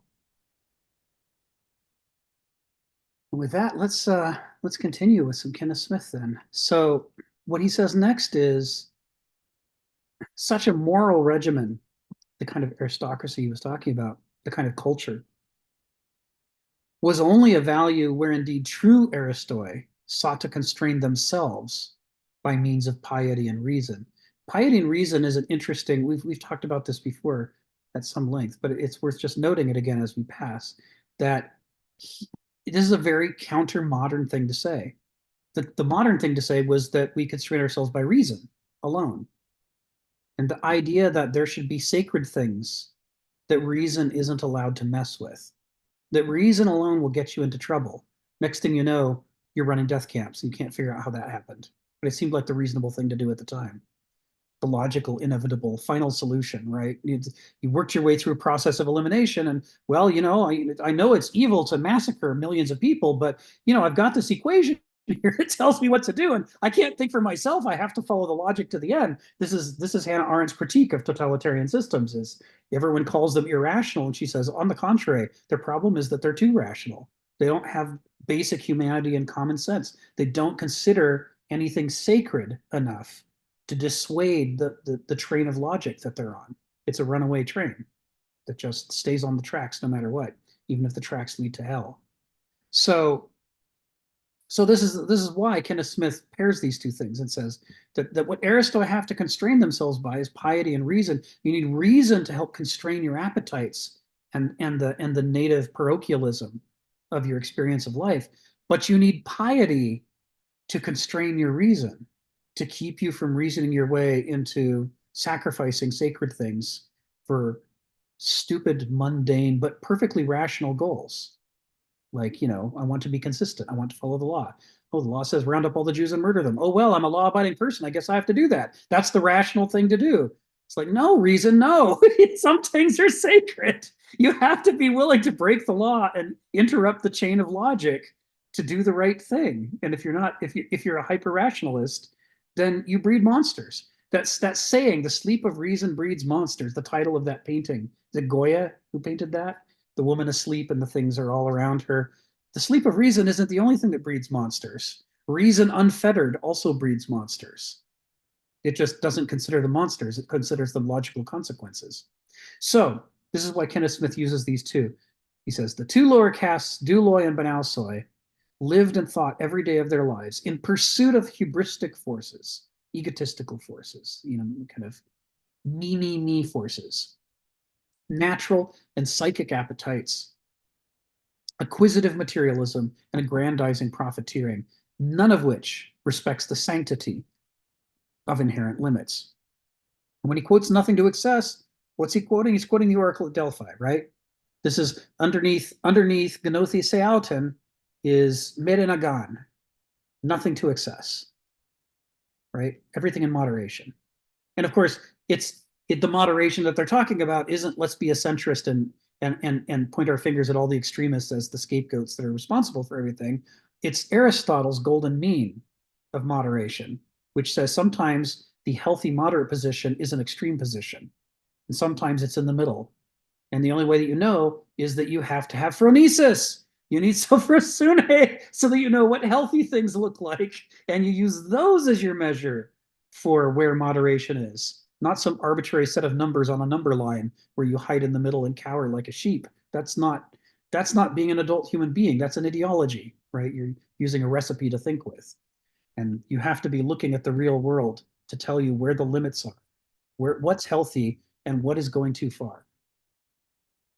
He says, only Aristotle appreciate the import of the Greek virtue that equates wisdom with moderation, sophrosyne, right?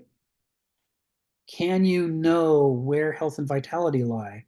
Can you know what are the extremes beyond which if you go there, those are your limits and you're instead going to lead to tragedy? And can you navigate a life somewhere within that range? That's the virtue that he's talking about. He says, all other castes, by which he means the Duloi and Banausoi, require to be moderated from some source outside themselves. And this sentence is just Kenneth's reframing of Diogenes' line, the proper conduct of life requires right reason or a leash. Either you get your head together and point in the right direction so that you're leashing yourself, or somebody else has to leash you. Because the one thing we can't allow is for con artists and gigantic appetites to run rampant in the world and to, We can't have pedophiles watching our children. We can't have con artists running our governments. We can't have people with the ethical system of a tumor, of a cancer in charge of our economy. You can't have any of these things loose, or it hurts everybody and everything. Leashes, limits, sophron is critically important. Which is why, Heraclitus says that's the greatest of all the virtues in that quote that I've been sharing in past weeks. So that's the paragraph that we were on when we started this diversion. And when I did that, Sharon did her usual helpful thing of showing how the next paragraph actually flows from this and develops it further in useful ways. And since we don't have any more questions, we can actually just go to the first half of Kenneth Smith's next paragraph, which Sharon was trying to get us into about 8 weeks ago. Sorry, Sharon, we're here now. We're getting there. We're doing it. But hopefully it'll take on a new color with this Cornford / Thucydides / Aeschylus framework. Well, I was thinking about you. So, yeah, right. Stephen's right on the money. Sack the sheepdogs and the wolves will work for free. Right? You can't let the con men be in charge. They really want to. They'd be happy to help.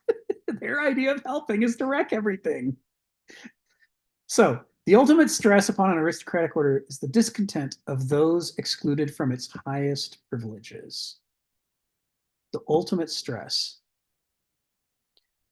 For the principles, right, the archai that explain its system of order are truly esoteric, that is, hidden matters. And here you should be thinking about Heraclitus's hidden harmony, right?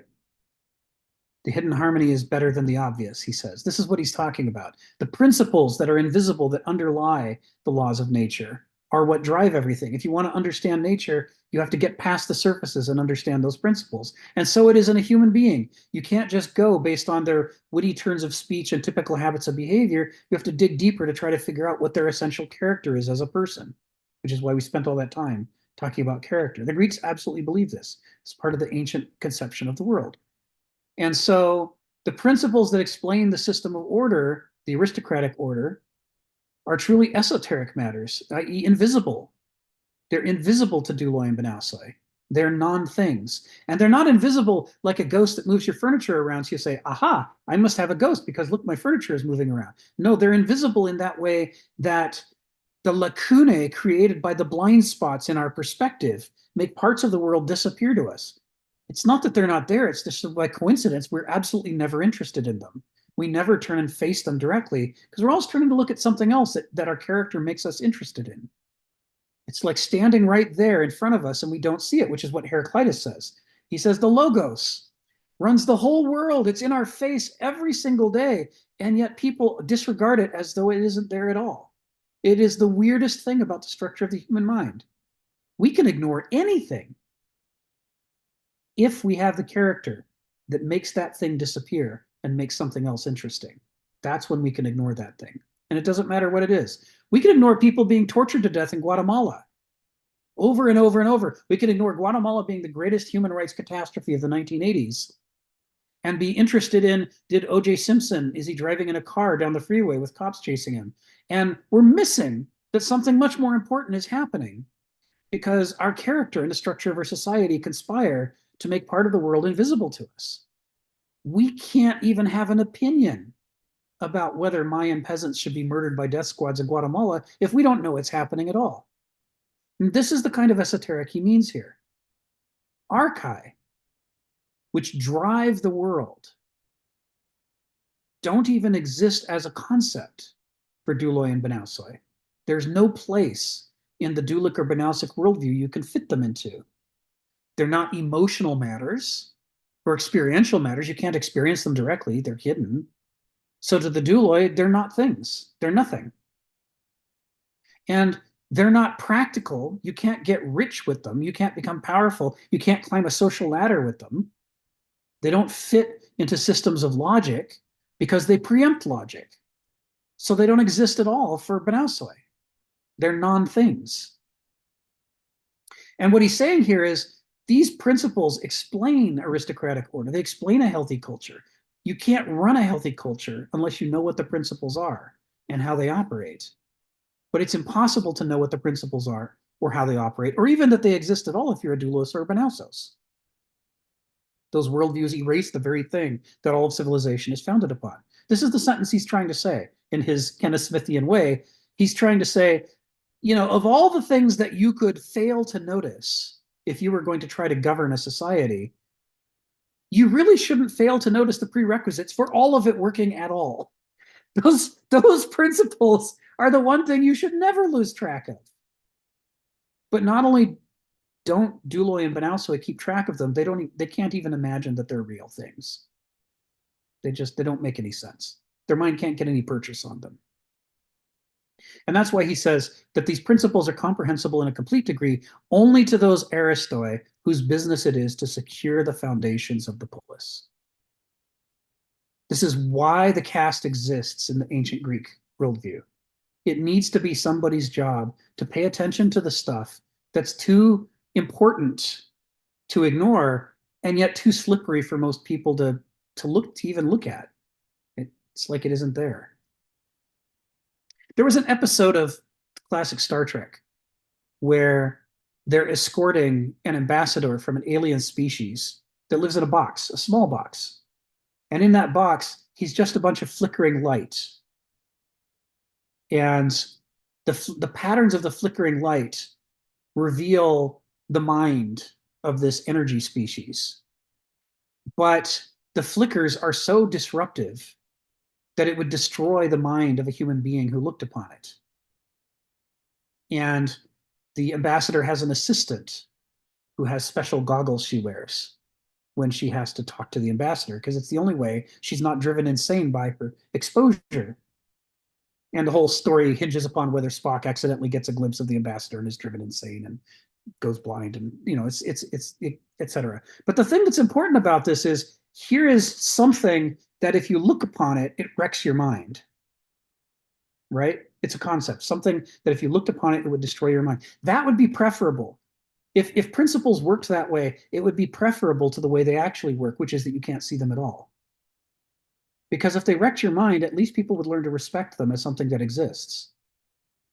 Because they're the ultimately important things. But instead, people get no clue at all. If you're a doulos or a benausos, you get no clue at all that they're there. You do the same thing with principles that, you know, the doulos or benausos does the same thing with principles that moderns do with sophrosune, which is we define it as something else. So, you know, for a doulos, a principle is something that's sort of like a vague rule or guideline that I feel good about, like be nice to people. I like that. That'll be my principle. Of course, that's not a principle at all in the Greek sense. It's just a nostrum. And from the Benausic sense, a principle is one of two things. It's either a brand that you stick on things so that they'll sell better, or it's a rule or logical premise that you always follow, like a fixed idea, relentlessly. And of course, neither of those things is an authentic principle, the way that the Greeks mean it.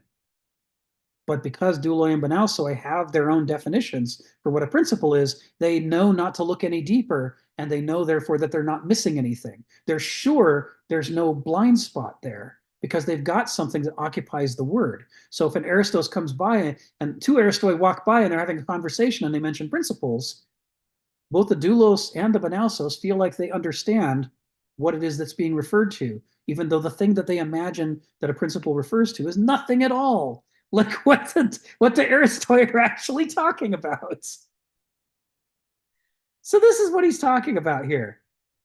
You would get, if you get a doulos or a benausos trying to govern your society, they will ape the outward forms. They'll use words like principles, but they'll use them for things that are absolutely not principles. They'll follow the rules or behave in the way that they think a king or a president is supposed to behave, but everything they do is wrong because they don't know why anyone does these things or when you should do them or when you should not do them. And this is what Kenneth Smith's trying to get at. I'll call on Stephen in just a second. I'm just going to run it a little further to get it past me and back to Kenneth. He says, do lawyer slaves in such ways and for such reasons as militate against their fully grasping why they are slaves. That is, what prerequisites of free citizenry and philosophical individuality they lack by nature.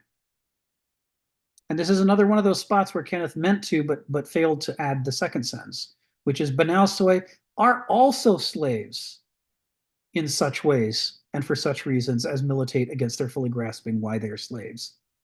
But they do it differently. They do it ideologically instead of experientially. Two different kinds of slavish mentalities. That's what he's talking about here. Stephen, tell us what's on your mind.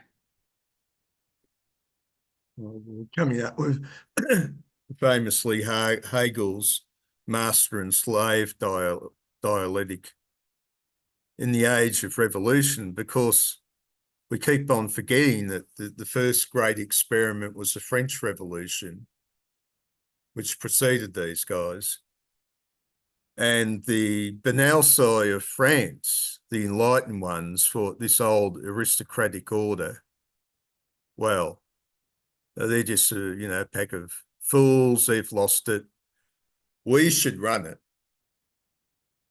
We'll take over and we'll do a better job. But although there's a certain amount of truth in Hegel's position that, yeah, the slave who's doing all the work attains a certain type of mastery, he still hasn't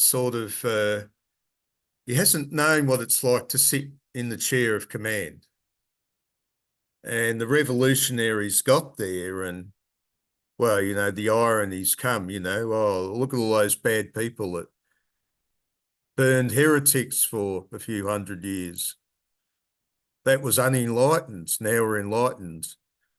And now we've killed as many people that were burned as heretics for 300 or 400 years in 9 months. There is something in that person that wants to rise up, that Banausoi that wants to rise up and become the aristocrat, that he doesn't really understand all the factors that involved. Even the degenerate aristocracy of France was still a bit better at running a lot of things.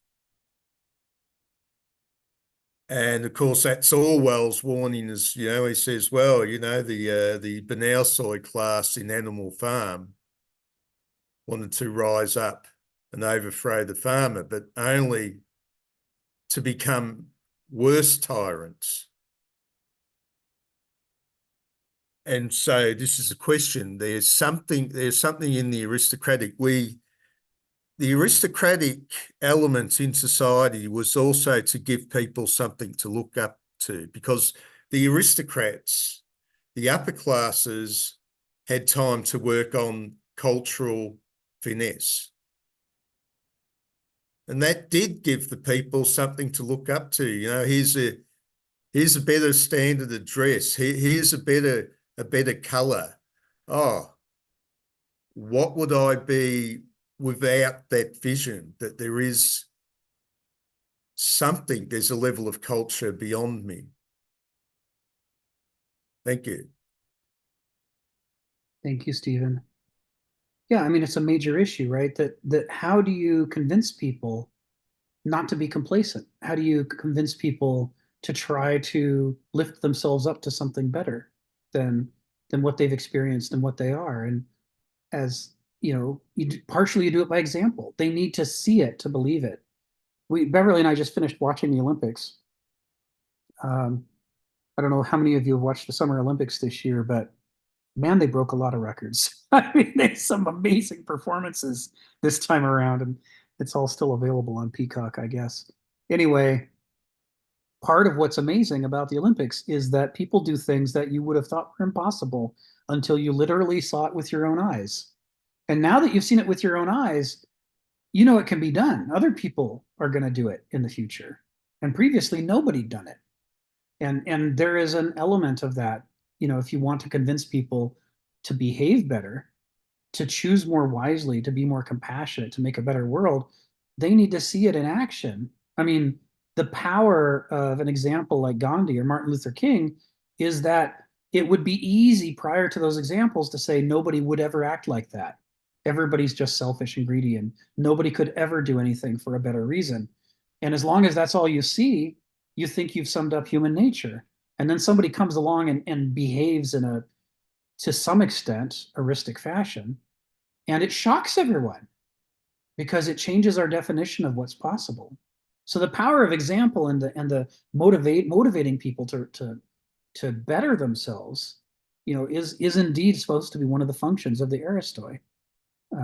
If they're a genuine Aristoi, of course, the late medieval, early modernist thing that got overthrown in the French Revolution is, of course, a sort of medieval distortion of the concept of an aristocracy. But it did have its qualities mixed in.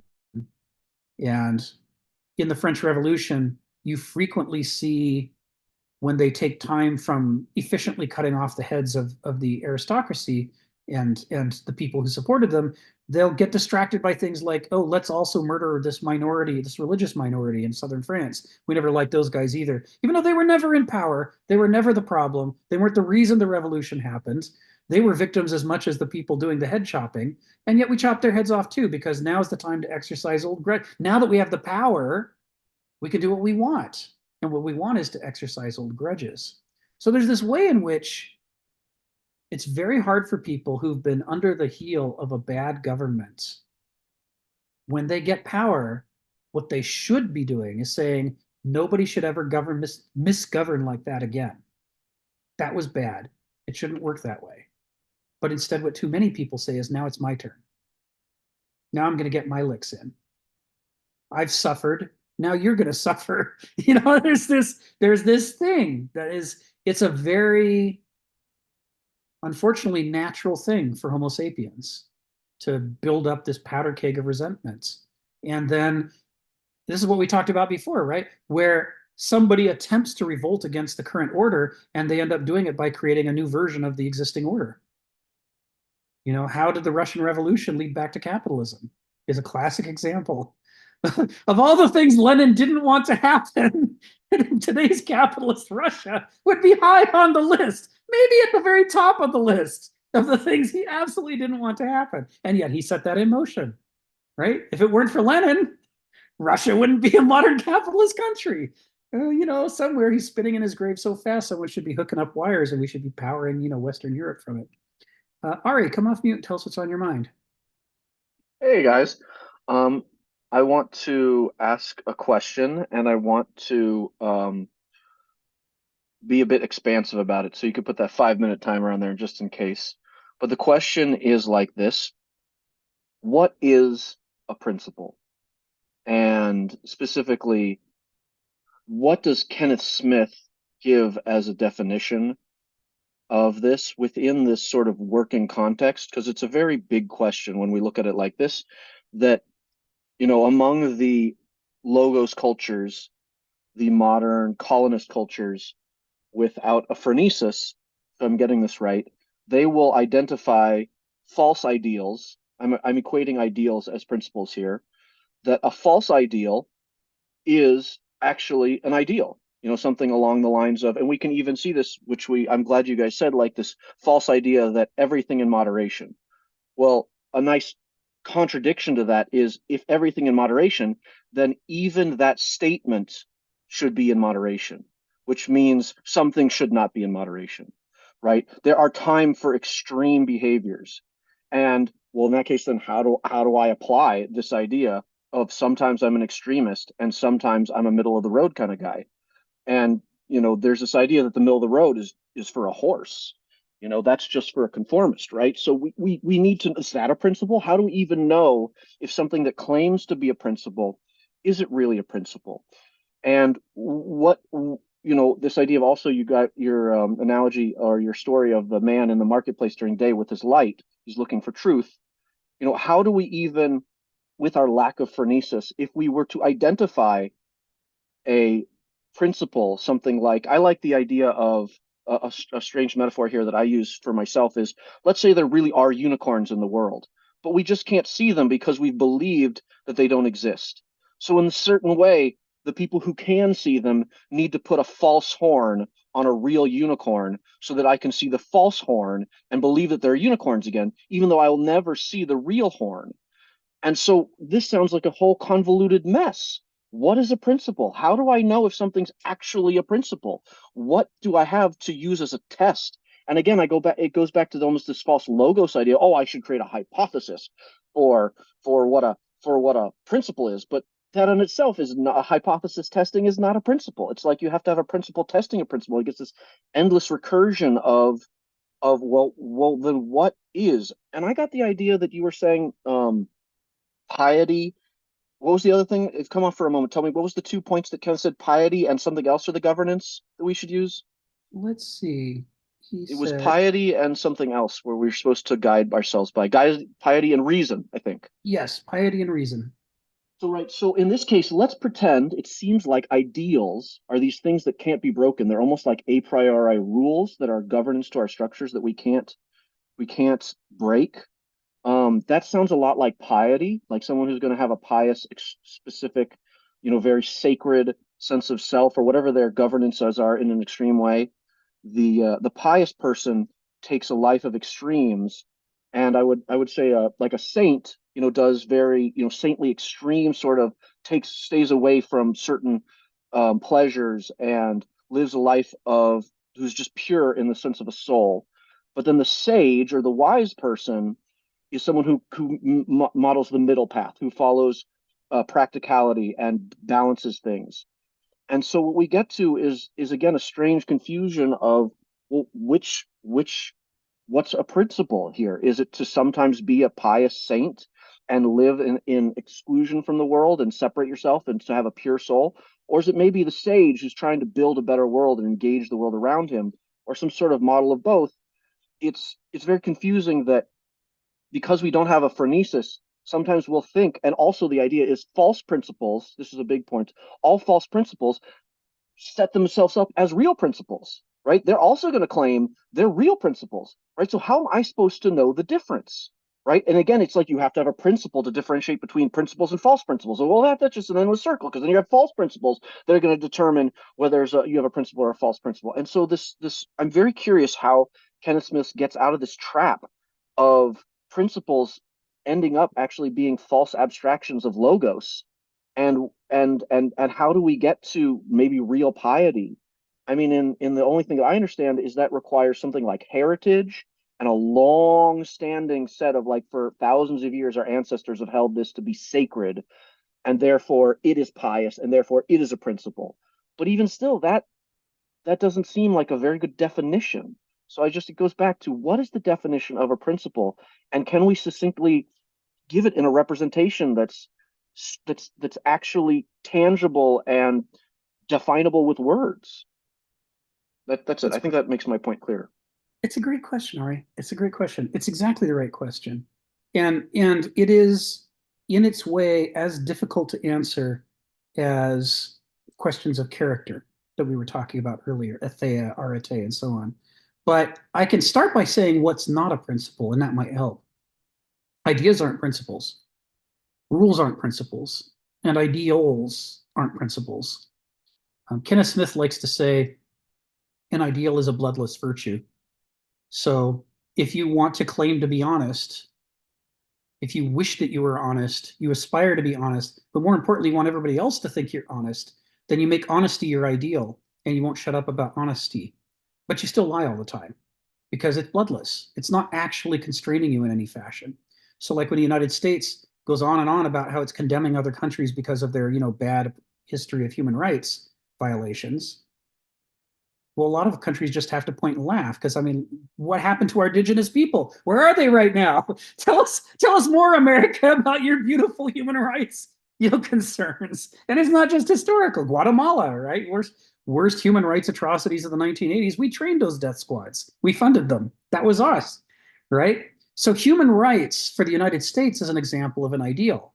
And what makes it an ideal is it makes excellent branding, but it doesn't constrain our behavior in the slightest. In fact, we often behave precisely in the opposite fashion of the thing that we claim.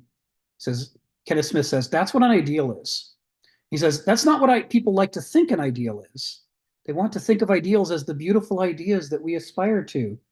But Kenneth says, you know, if you really aspired to them, you'd change your life and behave differently.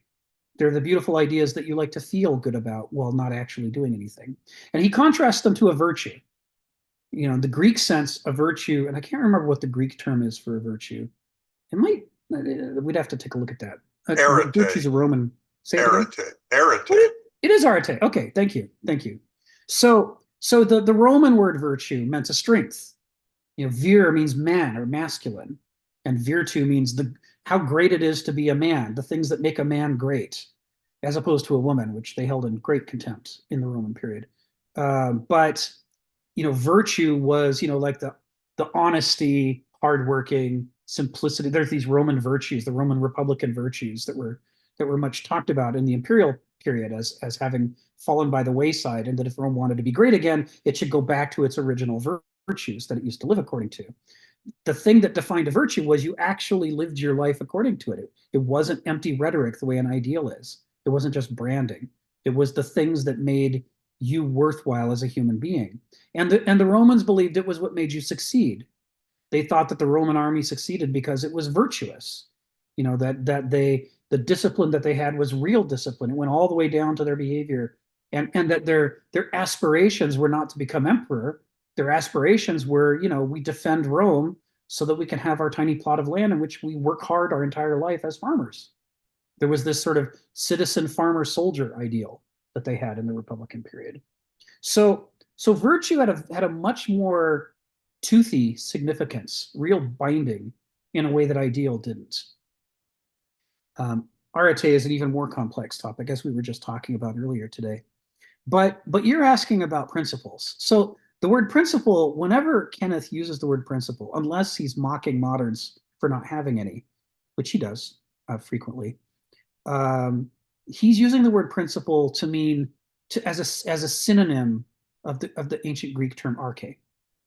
And an arche, you will have some difficulty translating arche or archi. If you look at Wikipedia, if you look at Wiktionary, but if you go to Liddell and Scott and put together their various definitions and think about it from the framework of the model that we've been talking about for the last 2 months, you can start to see that what they mean by an arche is that it's a source of order. It's not an empty idea or a rule, right? Anything that's a human creation is not a principle. Principles are things you discover in nature. And when you discover them, you realize that they have authority over you. Every ancient Greek deity is supposed to be not a creator like Jehovah. It's supposed to be an anthropomorphization of some part of nature that has authority over people. It has authority in the way that elephants walking through the savannah have authority over the small mice that need to get out of their way or be crushed. You need to know what the great sources of authority in nature are, or you're going to be like a kid who thinks it's safe to play marbles on the freeway. You have to know those cars have authority over you. Get out of there. It's not a safe place to be. And it's not just dangers, but also opportunities. When do you plant your crops? Depends on the cycles of nature. It doesn't just bring curses, but it also brings blessings. But it only brings them at the right time and in the right place and in the right way. And if you know nothing about the cycles of nature, you're going to fail as a farmer. So those cycles of nature have authority over human beings. And so the Greeks represent that as a deity. You with me so far? There's these great authorities. And these authorities are not arbitrary. I'm gonna try and restate what you're saying to see if I'm on the same page with your volume. Sounds like, in this case, a principle is more like a natural source of authority. Is that a good really reduced representation? I know it's really reduced, but that's part of it. That's part of it for sure. That's part of it. Okay. And part of what makes it a source of authority is that it's a fountain of order. Things in the world are organized according to that principle. It generates, it's generative. It's fecund. It just throws out massive amounts of creation into the world, following its own inner nature. So if you can learn what its inner nature is, you can learn to anticipate, for good or ill, the ways in which it might affect your life. And then you can reorganize your culture and your way of life to harmonize with that principle. so that you don't find your civilization wrecked because you disregarded something basic, about the way that nature works. What makes them hard to pin down is that they're invisible.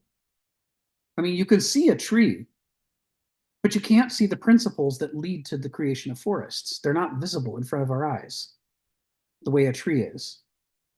So for people who live very tangible lives like Duloy and Benalsoy, principles can't possibly be real. Some sort of invisible thing that you can't measure or put your finger on or clearly pin down. And yet, without principles, nothing would be happening in the world. Principles are what underlie the logos that Heraclitus talks about. You might think of the logos as, Heraclitus's logos, the underlying logic of reality, as being what happens when all the different principles emit their different forms of order and they interact with each other in ways that sometimes conflict and sometimes reinforce each other.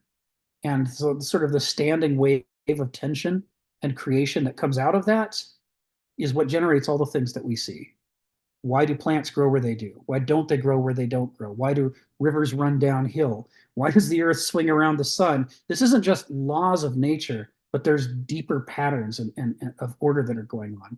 And if we can learn what those principles are and organize our societies that way, we can thrive. These are what principles, what archai are to the Greeks. And it's why the word archai, although we frequently translate it as principle, it literally means source. It's the sources of the order in the world. It's why the world unfolds the way that it does and not some other way. But it's not a law, it's not a rule, it's not an idea. Now this sounds suspiciously like the source code, if we were going to imagine the Nick Bostrom simulation theory, which suggests basically we exist in like a human video game of some sort, that the whole universe is. It sounds like that principles might be in this model, which is again, it loses some resolution because it's a coarse reduction, is that the source code for that simulation would be the principles, the things behind it that generate all the things in the universe that we don't have access to. Yes. It's not a bad model. If we can imagine the idea that the source code isn't written in the language as we would recognize a language, and if it's right, but the idea that this is the source of the generation, that's very close to what they had in mind with archai. And so when we talk about archaic cultures, to moderns, that just means old and obsolete. But what the Greeks meant when they talked about the archaic Greeks is they meant the Greeks who were closer to the source of all of Hellenism, all of what it means to be Greek. They were less derived. They were more basal. They were more informed by the original principles that drove them out into the world to act in the ways that they did, and etc. So that's sort of an arm-wavy approach to answer your question. There was another question here. I feel like when you're reading the text, it was making an inference here that reason is like logos, and piety is like, or reason is like, noesis, and piety in this case would be genosis, and in the sense that then piety would also be like principles. There's some sort of, they're the things you can't go against. They're these areas of the source that you can't. Reason is what you can play around with and sort of manipulate, and piety is these things that you don't, the sacredness of certain things.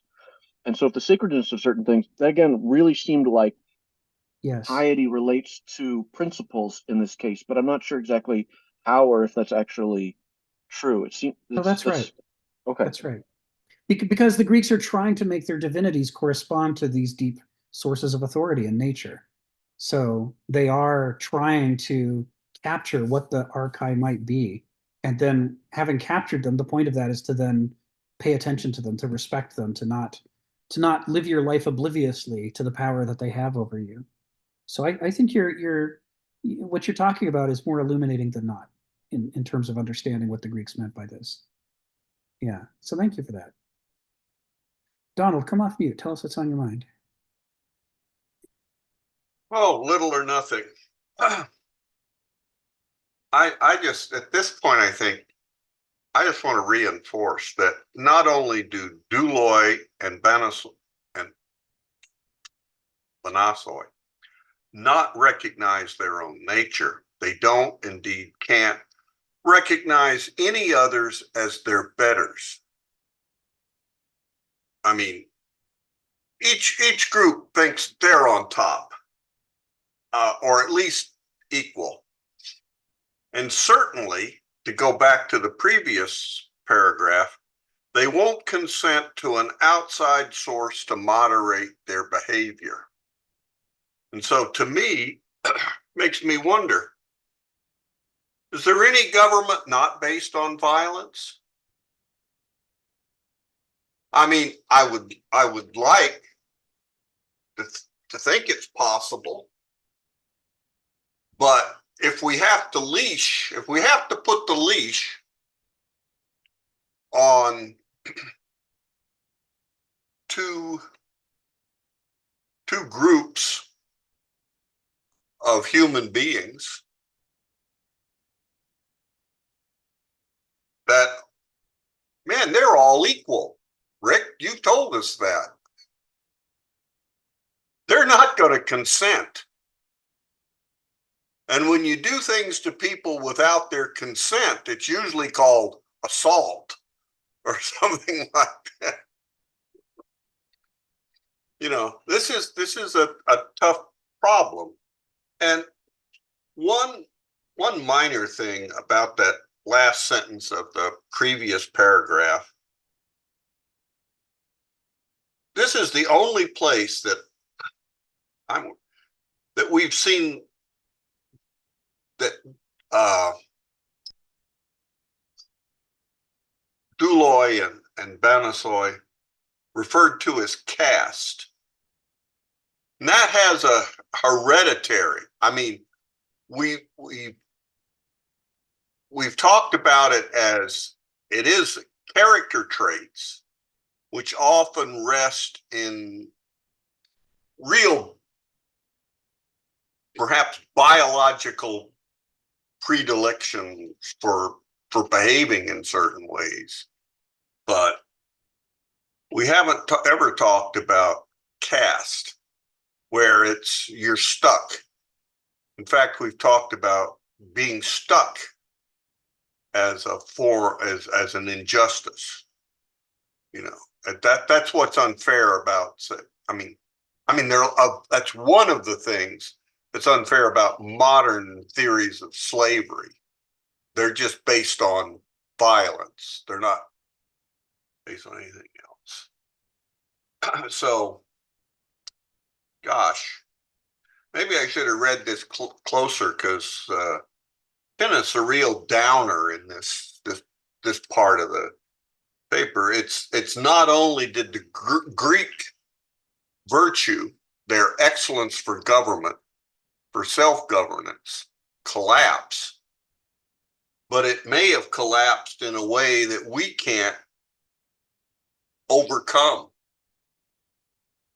You know, and enough. I'm too pessimistic. Sharon, say something that will lift us up.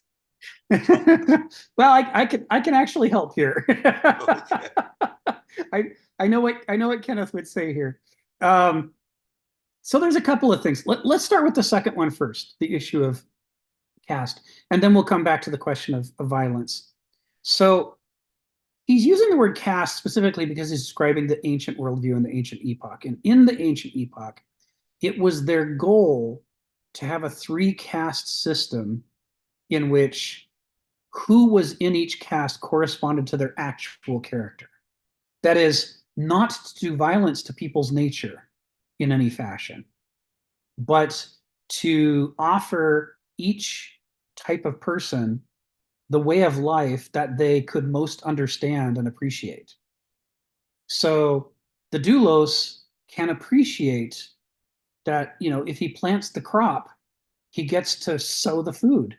You know, it's like, I can see why I should do this work because the end result goes in my mouth. My appetite is pleased by the work.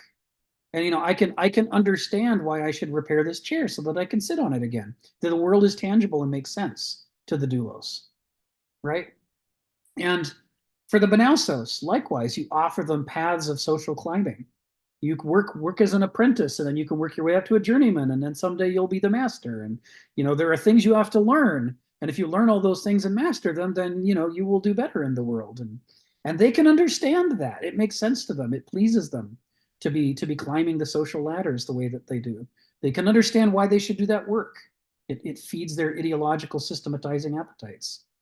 And to the Aristoi, the only ones who actually perceive archi, they're like, dear God, nobody's taking care of this stuff. Somebody has to take care of the archi and make sure we're not going to be trampled by the elephants. I don't see anybody else stepping up to do this work, so I guess I have to do it, right? And and I couldn't stop thinking about those things if I tried.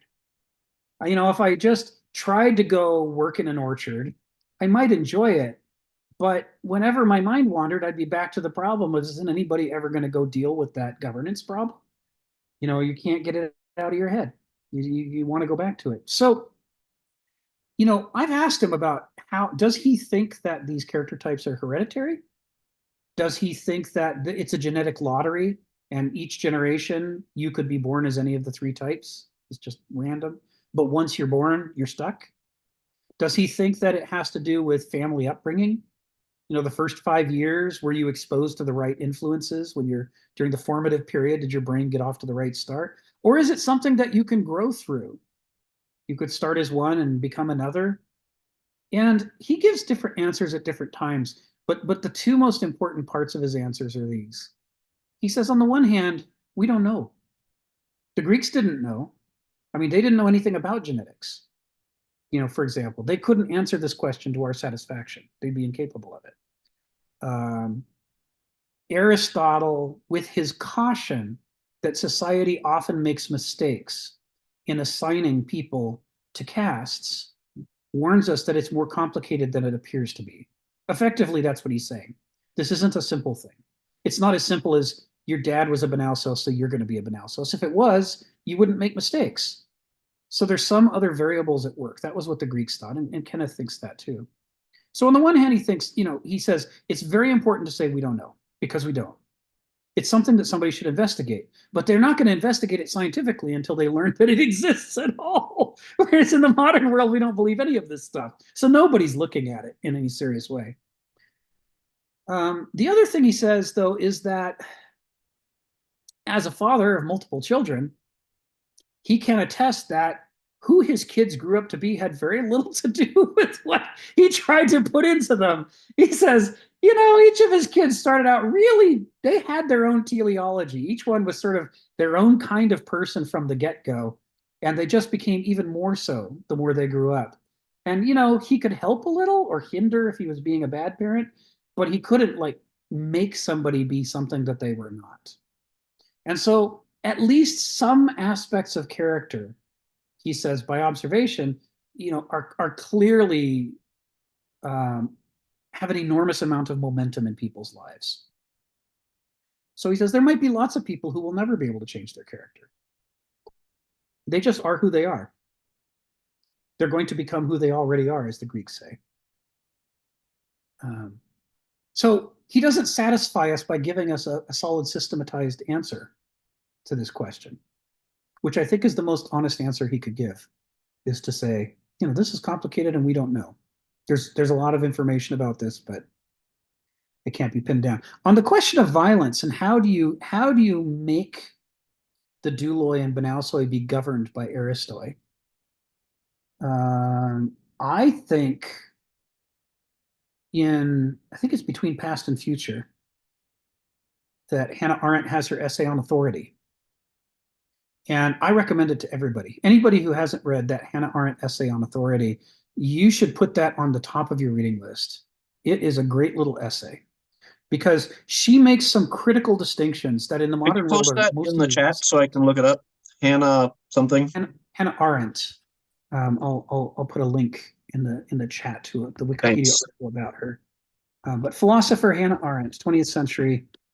She's the one who wrote Eichmann in Jerusalem and the Origins of Totalitarianism, which are also very great books. But she also wrote Between Past and Future and The Human Condition, which are critically important books. And the one I'm referring to now is between past and future. On authority is the essay. And what she says in On Authority is people confuse authority and coercion. And they confuse it because coercive people want them to confuse it. People who try to rule through coercion will tell you that they're the authorities. Don't disobey the authorities, you get in trouble. You know what happens when you get in trouble, that's bad. The whole modern world is founded on this structure of coercion. He says, but she says this is the shallow level. This is the kiddie wading pool area of understanding human motivation and organization. And many people think that they're being very sophisticated by engaging in Machiavellian realpolitik when they're actually behaving in a juvenile fashion. She says, because there's far more important forms of genuine authority that have existed as long as our species has existed. And everybody has experienced them. They're all around us all the time, even if modern political theorists hold those forms of authority in contempt. And she distinguishes these. She says, the other thing is just coercion, but this is actually authority. And authority is something that nobody has to force you to recognize, because it is in the character of Homo sapiens as a social animal that there is something in us that responds very strongly when we're in the presence of true authority. So if you, and I'm going to give an example from martial arts. If you want to be a great karate practitioner and you've been working at it diligently and you think you're pretty good, and then you go to a dojo where you meet some 96-year-old Okinawan master, and he starts the class and he starts demonstrating the same kata that you thought you'd mastered. Every move he makes, you're seeing things that he does that you realize you should have been doing all along, but you never noticed that you weren't doing those things. You never noticed there was a hole. There were holes all over in the way that you were practicing. When you're confronted with the real thing, the part of you that wants to be good at that can see, it's just patently obvious that that guy has it. He has more of it than you do. And although there are character types who respond to that with resentment, he's not so great, those aren't the mature adult responses. The mature adult response is, I want to be close to that. I need to know what he knows. I need to learn from him. I need to emulate him. I want to be more like that than how I am now. That mimetic desire is the strongest when we're in the presence of something that is genuine authority that we want to emulate. You want to be a good, kind person, and you have a conversation with Martin Luther King Jr., and you come away going, wow, now that's the real stuff. And he's not coercing you. It's not because he's famous. You may have never heard of him before. But the things that he says and his tone of voice and his way of talking, you realize that he's been thinking more deeply and acting upon those thoughts more deeply in the name of love and compassion than you ever have. And if you want to be a loving, compassionate person, you want to emulate it. And you don't want to emulate it because you should, or there's a rule, or there's a law, or someone's forcing you to do it, or any of those other things. You might not even like him at first. But Hannah Arendt says there's something in Homo sapiens that causes us to really feel the pull, like a siren song. If you're trying to be a potter and you experience being around somebody who knows the clay far better than you do, you feel it. I mean, when Sharon was studying anesthesia, right? Sometimes she would be in the presence of experienced anesthesiologists, and some part of her would say, that's what I want to do. That's who I want to be. That's who I'm trying to become. And what you're seeing is, in a way, the future of your own teleology. The thing that was always driving you all along recognizes that that's the path that you're trying to walk. And if you walk it long enough, maybe you can be walking where they're walking now. That thing in us is a real thing, and it's how human civilization was organized for hundreds of thousands of years before we invented this modern cycle of logos cultures. And there's no reason to think during that time that we didn't have douloi and banausoi. I mean, if Kenneth's right, if the Greeks are right, douloi and banausoi are just among the standard variations of Homo sapiens. There's good reasons for them to exist.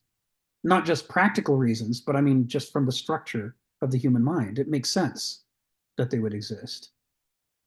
But non-coercive societies offer these people roles that are and behaviors that are so attractive.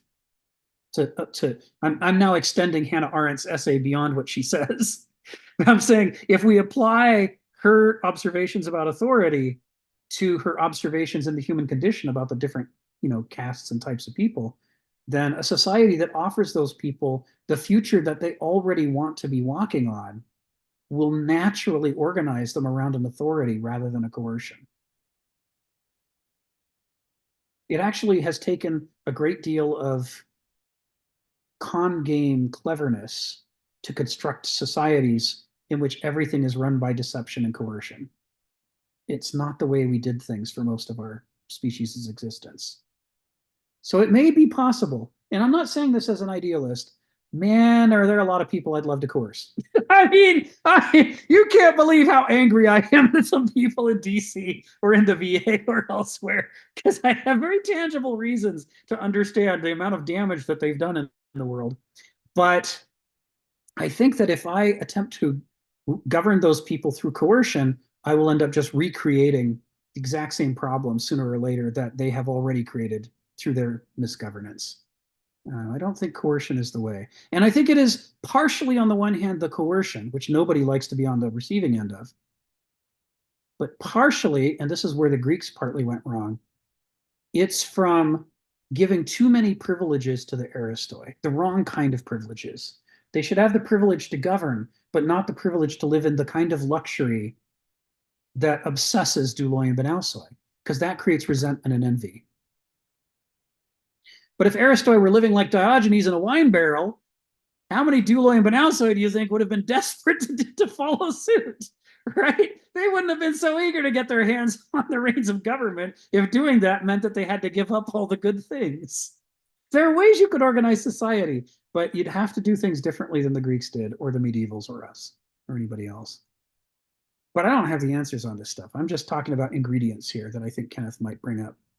That on authority essay is fantastic. It changed the way I see government forever. It's very interesting. Phil, come off mute and tell us what's on your mind. Yeah, I think the fundamental question is the state of harmony. And I think it's the relationship between reason and judgment.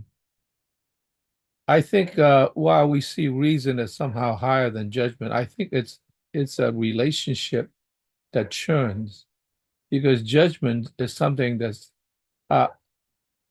related to the situation at hand, and that modifies reason and allows for a greater harmony of the situation at hand. And I think in those circumstances, judgment is really, really important. It's in that sense a higher critique of reason itself. That's one track mind. I want to bring up an example of somebody nobody probably remembers and know of. That's the name of Steve Williams. Steve Williams was a sprinter. He was a very, very good sprinter that would have gone to the 1972 Olympics because he was very, very fast with 100 meters and 200 meters. He was slated to win the double. But in the Olympic trials, he pulled up lame in 100 meters and didn't make the cut. And everybody was hoping that at least he would recover for the 200 meters. And he didn't. And so a reporter asked him, like, how do you feel about not making an Olympic? He says, he did harbor a little bit of criticism. He said, well, the situation is sort of like not quite right. But in the state of fairness, as a situation as it is, I lost and these people won and they should go to the Olympics, right? And right then I realized he's my hero because he saw something higher than just winning, right? He had the wisdom to give way to the situation at hand and said those people actually won it fair and square just because he came up lame.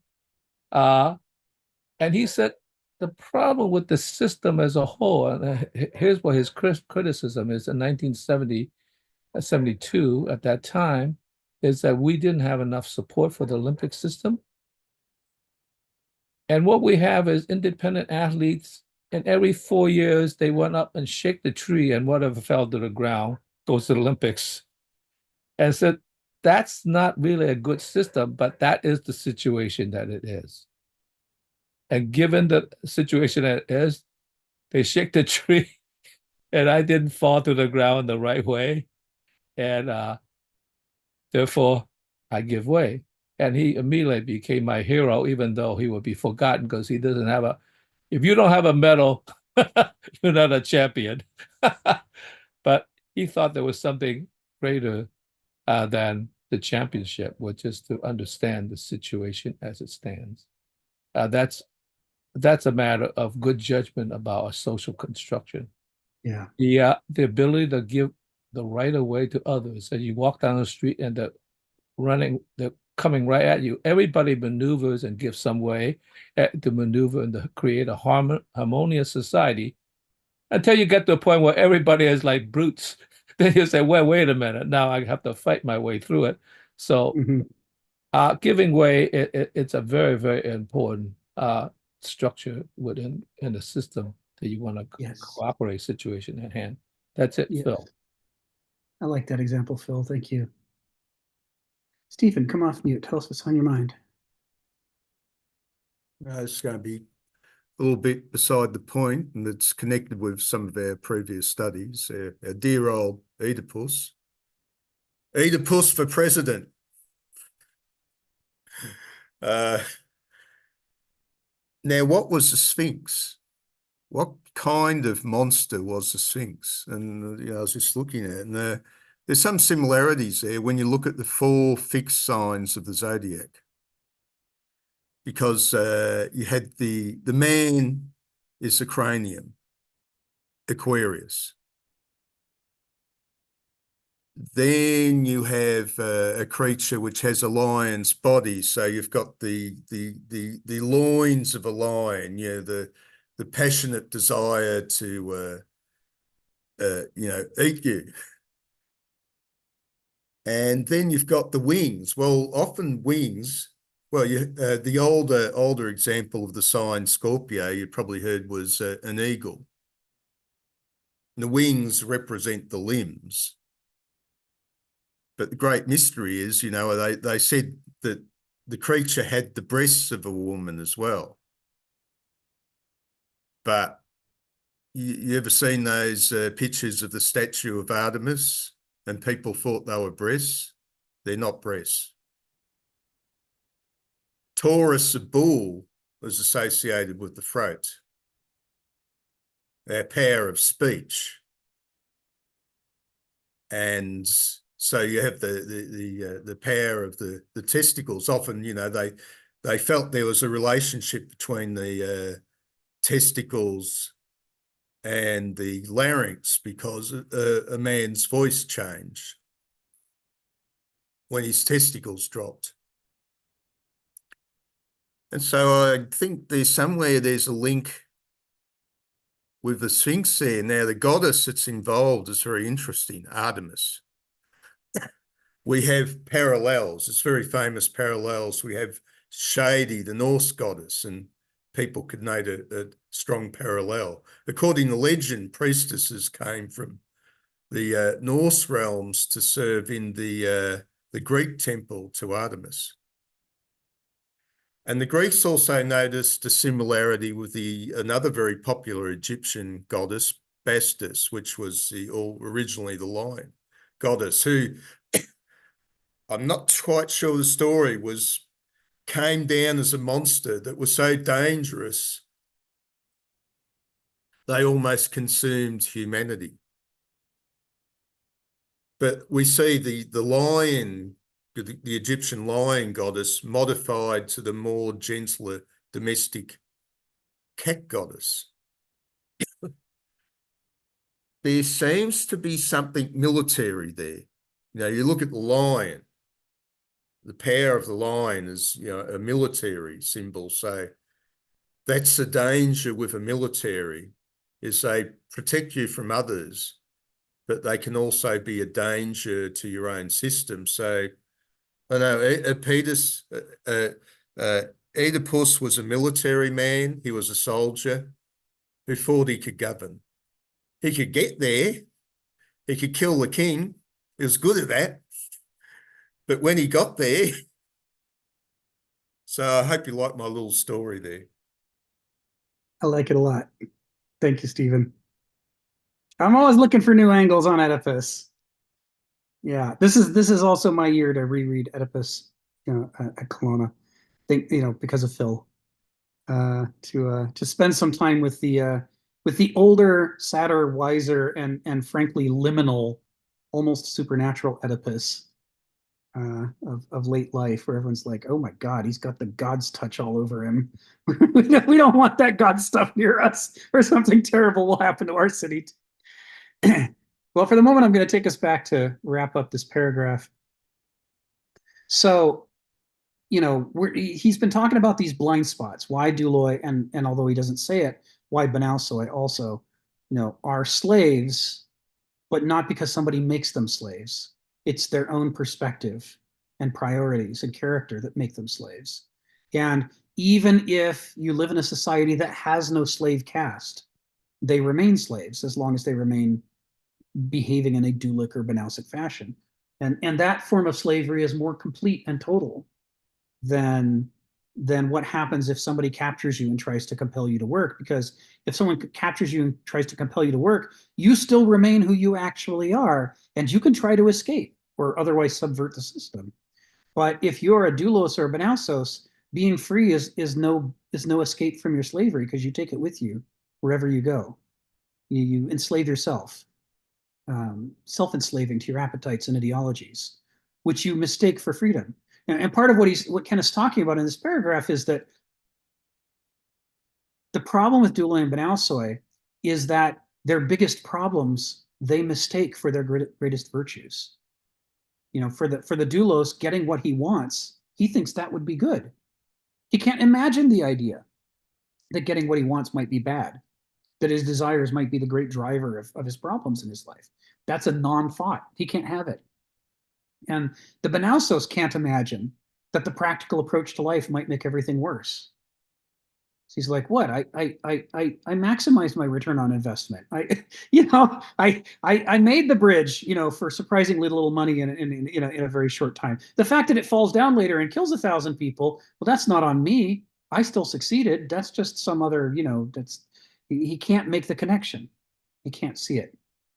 So that's why the final sentence in this paragraph, he says, philosophical virtuosity is required for anyone to be able to diagnose the concrete evidence of subjective and perspectival limitations. To see the ways in which you can't see things requires philosophical virtuosity.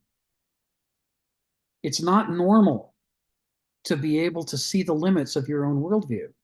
That's not a normal thing to do. The majority of people can't do it. They can't ask those questions of themselves or their culture or their beliefs or their experiences.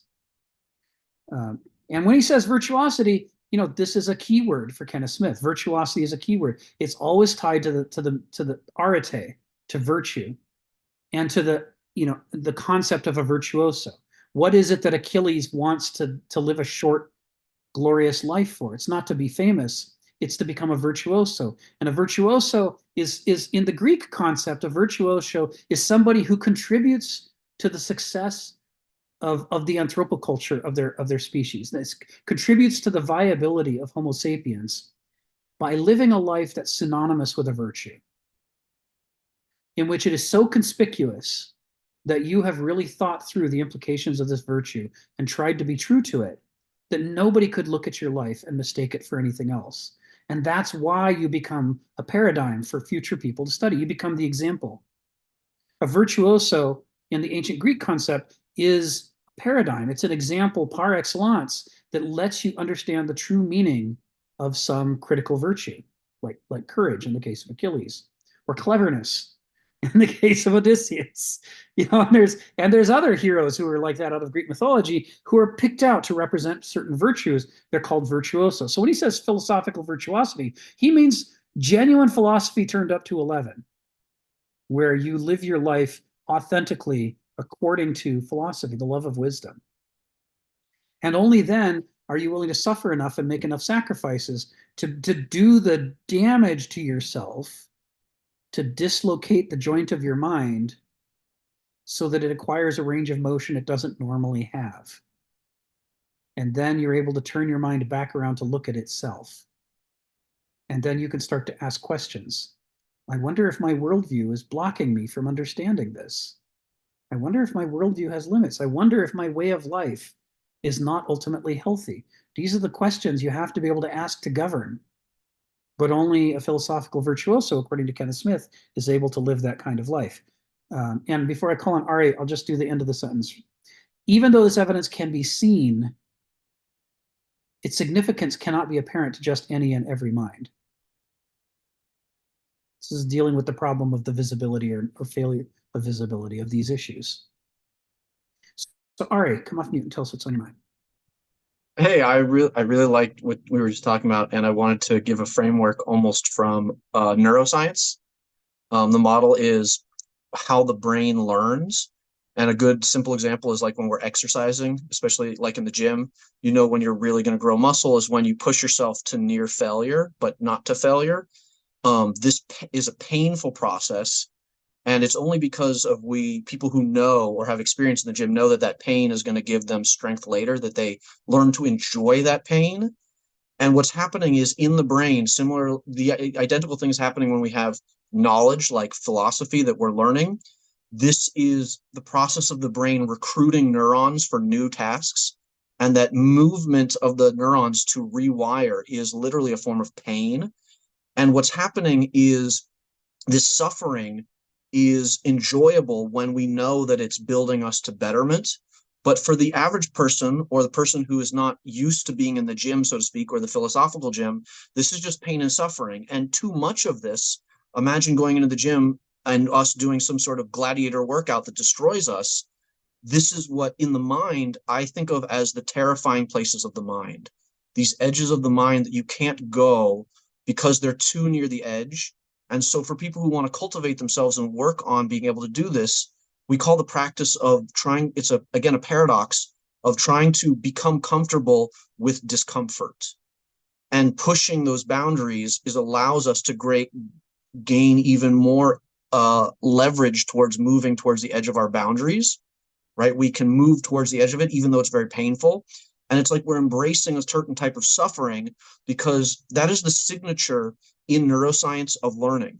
When you're pushing yourself to a tension, like not attention in terms of like I'm attending something, but tension between things like wires that are taut, tension between things, that tension is felt and experienced as suffering or pain. And that tension is the signature of learning. And so similar, like in society, when we're attending these boundaries of the edge and it's very, very painful and there's a lot of suffering, this is the work that needs to be required. And if we could be rising ourselves to the level where we can actually live ourselves like this purely, that would be someone who's living in the terrifying places of the mind and being able to be comfortable with that extreme level of discomfort. I'm so glad you said that, Ari. I mean, this is really the issue, right? And Kenneth talks about this when Sisyphus likes to roll the boulder uphill. It's suffering, but it's also the only way up. Right? He's not the one who's suffering the most, and he knows that. The ones who are suffering the most are the ones who don't even bother to try because they don't want the discomfort of pushing the boulder up the hill. Kenneth quotes over and over the Aeschylus line from the Agamemnon, drop by drop, wisdom is distilled from pain. And that's the wording that was used by Robert Kennedy when he gave his funeral oration for Martin Luther King Jr. This is the thing is for so many of us, we can only learn through suffering. And many, those who learn to enjoy that particular kind of suffering do it because they learn to recognize that this is the way forward. The way up is the pushing of the boulder. It is the pain. It is the suffering. There's plenty of ways in which, like anybody else, I don't, want to feel uncomfortable. But this is one of the few things in which I can honestly say I delight I delight in it. Beverly, my wife will tell you, I have days where I come to her laughing and I tell her I've just realized some terrible flaw in the way that I saw the world that has caused most of the major problems in my life. You know what I'm saying? I was so stupid. I've been so stupid. It has been right in front of me the whole time, my entire life, and I never noticed it until today. And now that I see it, it's like my worldview collapses a little bit and has to be rebuilt. And I laugh.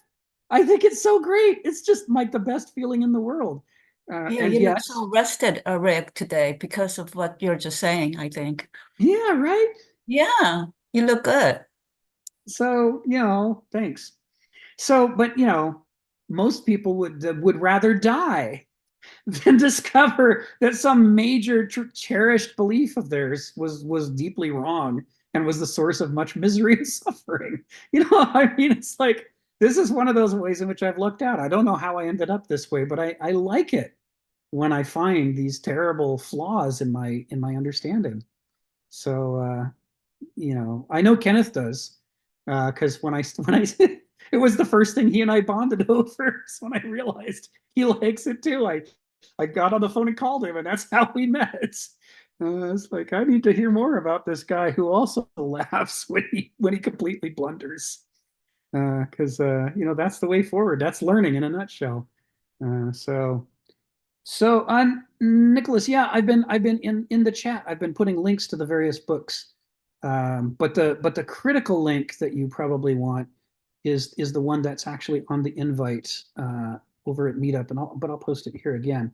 And there's the link to chapter 4, which is the one we've been working on for the last year and a half of Kenneth Smith's book. So that's kind of the center of the whole thing.